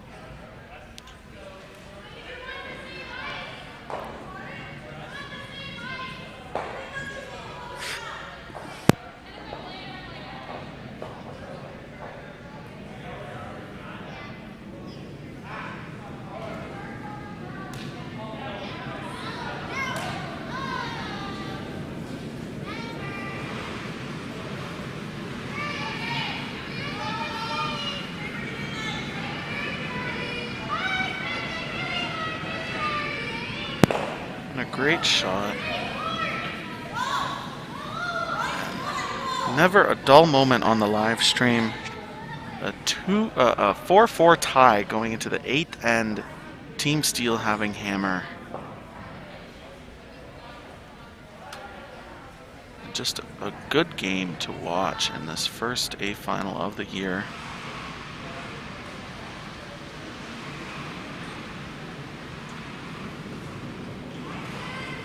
Do want to give a shout out to our ice maker. He's been dealing with hard weather conditions, making the ice surface very difficult to make it good, and the ice has been good all weekend long considering the weather, and we're just excited to be on the ice again and hopefully, knocking on wood, having a full curling season.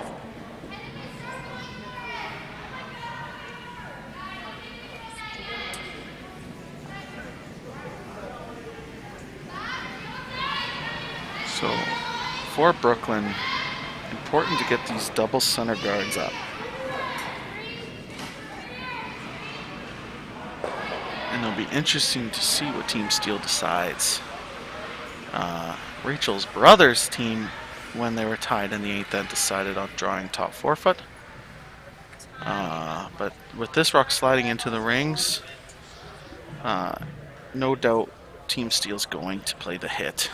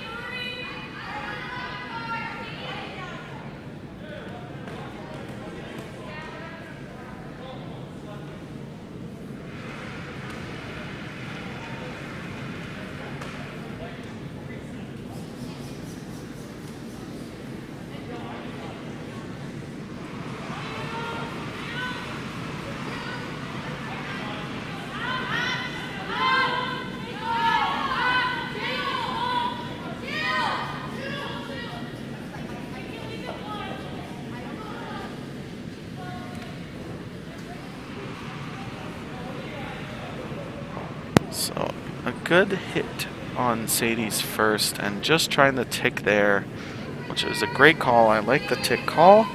Unfortunately, just misses by about an inch. For Team Johnson, play the tight guard and get this end set up as well as possible.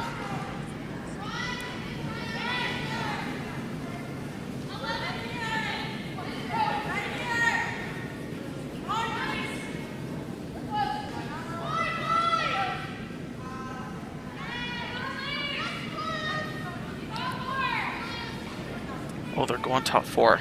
My bad. I thought maybe you'd throw the center guard. It's early on in the end. Something I talked about last men's draw for Team Dobson is that you don't need to be shot stone this early on in the 8th end. I think if Team Johnson had a timeout, they might have called it solely because 2 center guards made perfectly, you provide more of an option for them to steal later on in the end.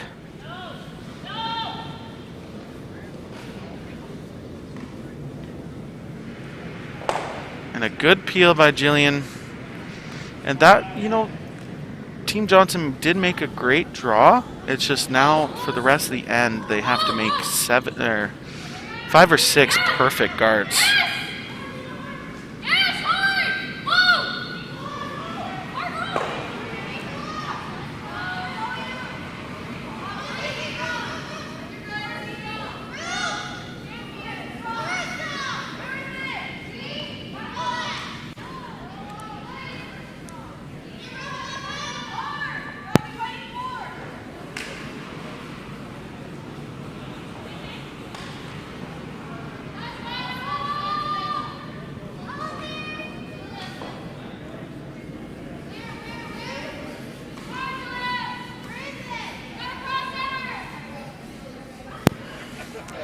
So a big sweep to try and get the rock over the center line.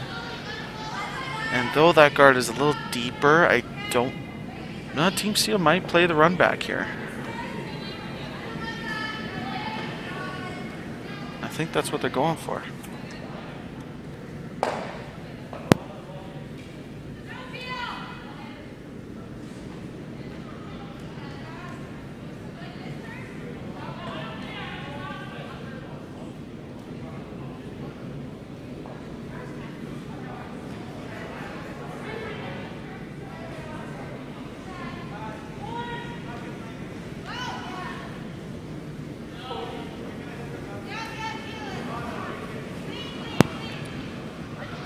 So playing the run back, deciding good tolerance by Jillian, make the peel.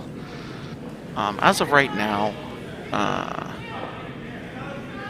Rachel has both draw paths for her 1 to the full forefront.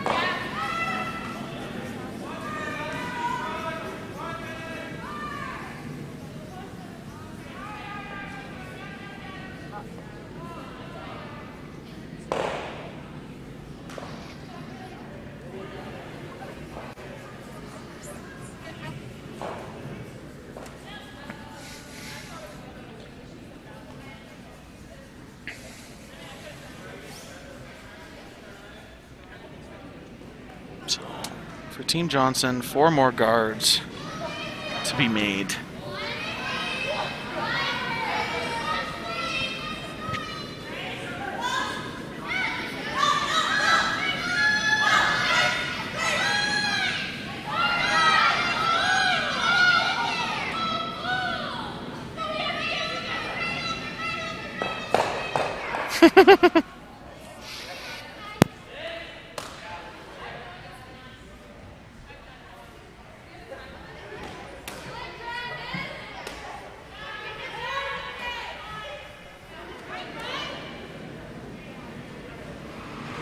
Good sweep to get that rock over the hog line, but it is quite high, and for Team Steel, an opportunity to throw a hack waiter, board weight, and get that red one out of the forefoot. Just to update the other sheet, on sheet 6, Team Vivier has tied the game 6-6, and Team Ladicier has hammer. And a good shot by Grace. get that red one out of the top 4 foot. And for Team Johnson, I imagine I think for learning aspects, I would have called a tight guard around that really high center guard, because for Team Steel, you can throw hack to board and get around that and hit any stone that's buried. So I definitely would, if I were them, would prefer to throw a tight guard and make it a little more difficult for Team Steel. And to update Sheet 3, our B final, there is a steal of 1 for Team Deschênes.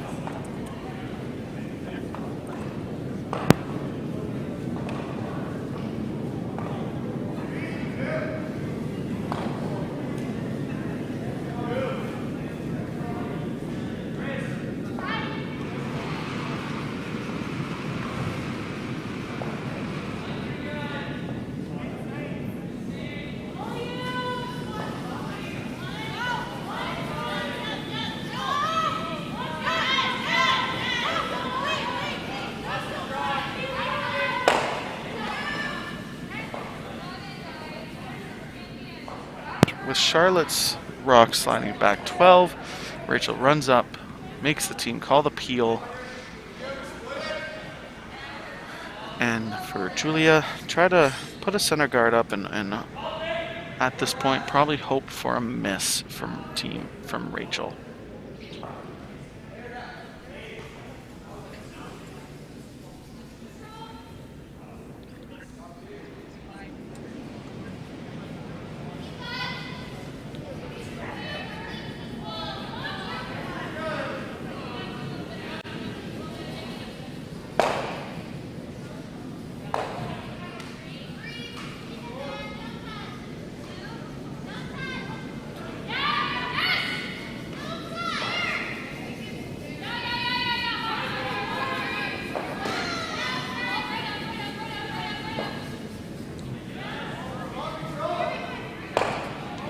Good guard by Julia.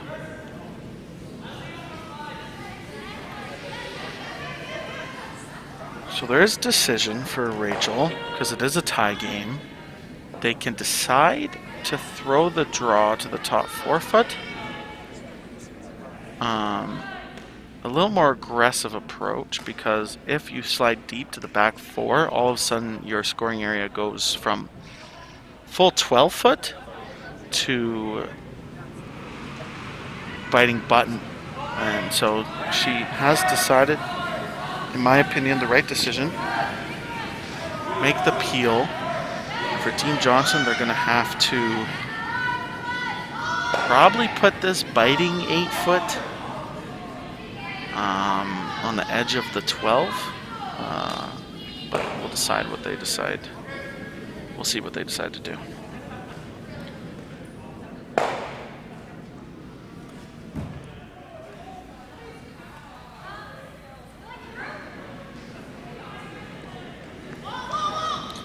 So an important peel by Rachel here. Little panic out of her hand, but a nicely made peel and decision time. I don't mind putting this rock top 12. You could argue throwing the draw out to the edge of the 8 foot to where Rachel has to decide whether she wants to make the hit in maybe a little dicey spot or draw, and where they're deciding to put this rock for Team Johnson. If it slides deep, it'll be an open hit made perfectly. Rachel only has, I want to say only, but has to draw the 8 foot for the win.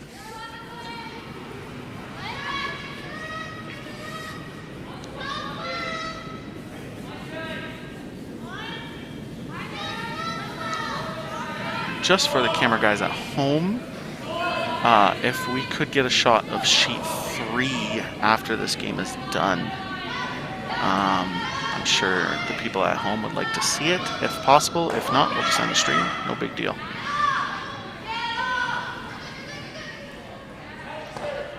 And I believe that rock is deep enough where they can make the nose hit. It very much looks like it. And I think Rachel's confirming that. So I don't think they need to roll. So a nose hit for the win for Rachel's steal.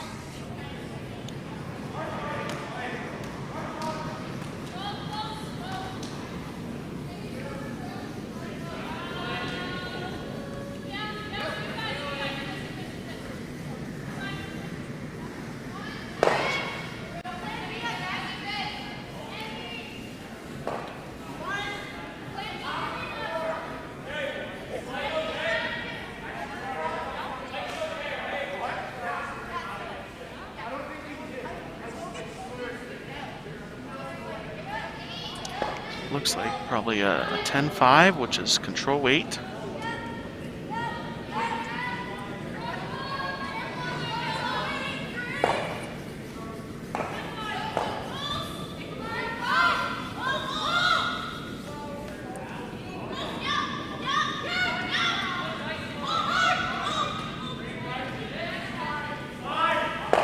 Great shot. And a great game by Team Steel, winning the A final. And a great game by Team Johnson, coming second in the tournament. And Team Steel goes undefeated. 6-0. Decisive tournament for them. And a great game. Congratulations to Team Steel for winning the U21 Royal Slam. And for a new team, obviously great to win the first Spiel of the U20 circuit. So as you can see in the right corner, me standing, hello, you can see Team Deschen versus Team Zemelink.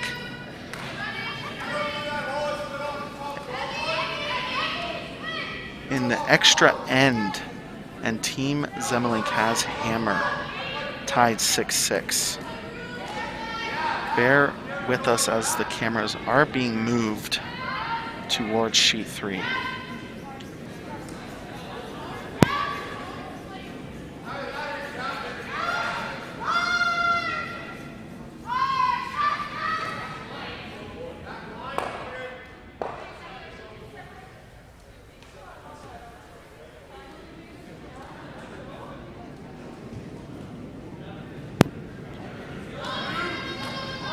So it looks like we're on second stones.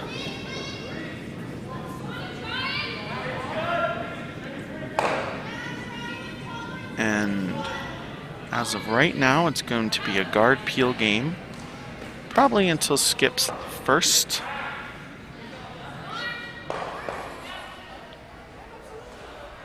And thank you to Craig and Ashton, or whoever is running the cameras, for moving them so quickly to sheet 3. We appreciate that.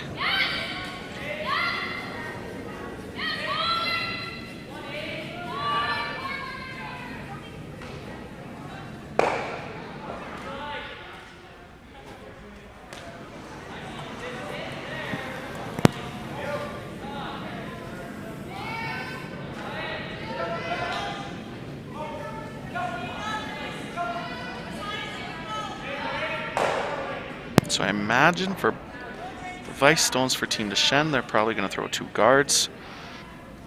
And for Vice Stones for Team Zemelink, 2 peels. In-depth analysis. Very difficult. It's important that each player takes their time, keeps the routine the same. We haven't paid a lot of attention to sheet 3 as broadcasters, so I'm not 100% sure what the ice is doing, but I imagine it's similar to sheet 4, that it cuts on the center line, curls a lot towards the boards. So just nice clean releases. Celeste sweeping, trying to get the rock to curl off the center line. just crosses center, and as we know, when the rock crosses center, it starts to curl quite a bit. So Team Deschênes deciding whether they want to play the draw now or throw another center guard. The risk about throwing a center guard is if Team Deschênes or Team Zemmelink play the double peel, your opportunity is gone anymore. I think you throw the draw now, and that's what they're doing.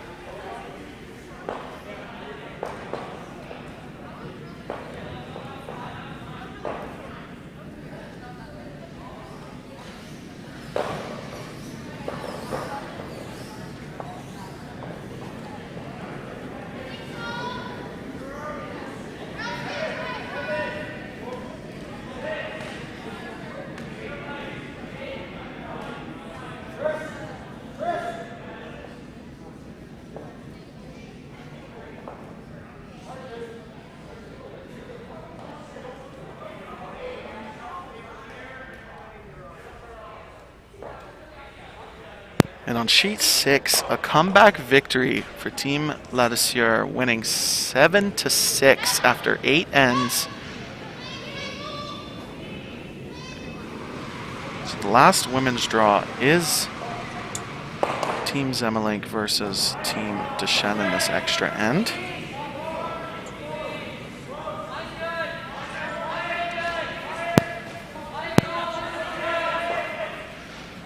And for Team Deschênes, definitely time to draw. Looks like they're going to want to put this biting 4-foot, biting top 4, fully buried would be the preferable spot.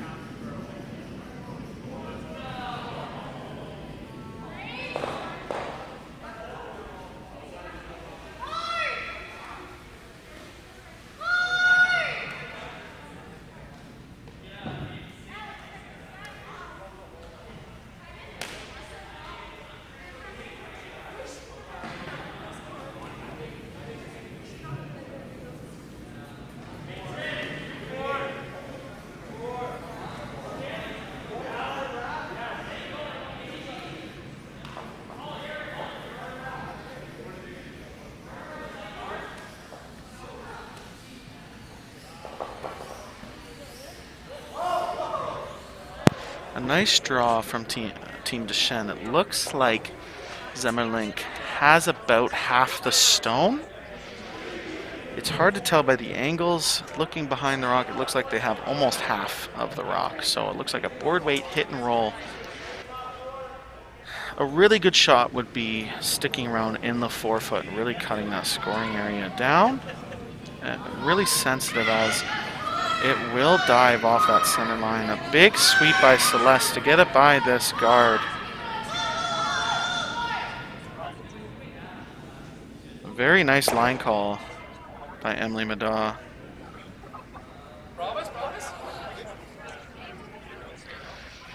Team Deschênes, it looks like they're probably going to have to hit.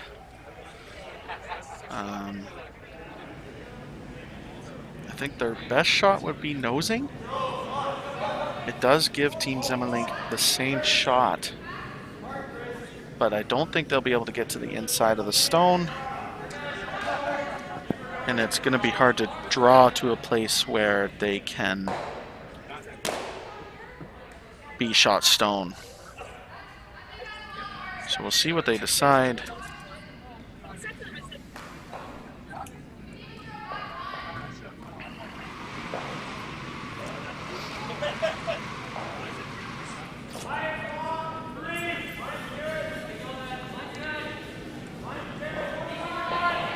It looks like they're deciding on the board weight hit. And not sure what they've decided yet. Looks like a board weight hit.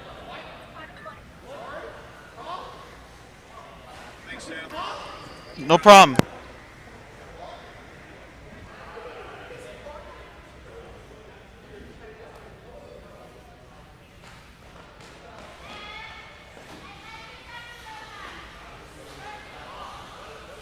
So for Team Deschênes, it looks like they're going to throw maybe hack with how much ice. They're giving a little more ice than Team Zemmelink did. So a hack waiter, try to get to the nose, maybe a little roll inside to make it a little more difficult of a hit for Team Zemmelink.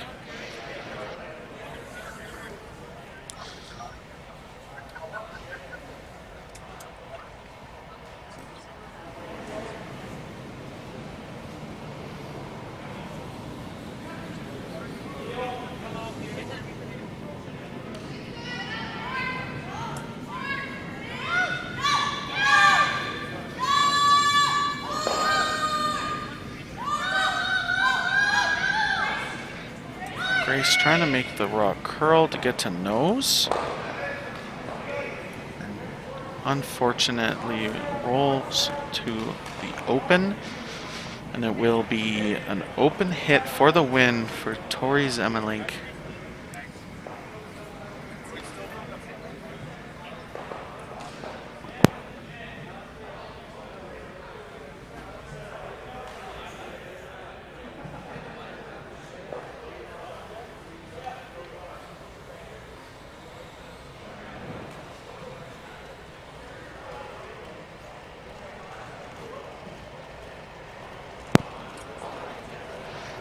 I like the broom placement. It looks like they're playing a board weight, similar weight she just threw.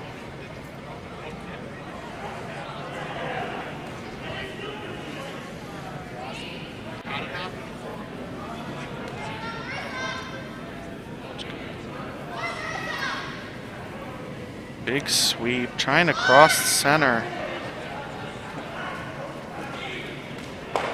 She does not roll out. She makes the hit and stick. And Team Zemmelink beat Team Deschênes in the B final 7-6. Thank you everybody for watching.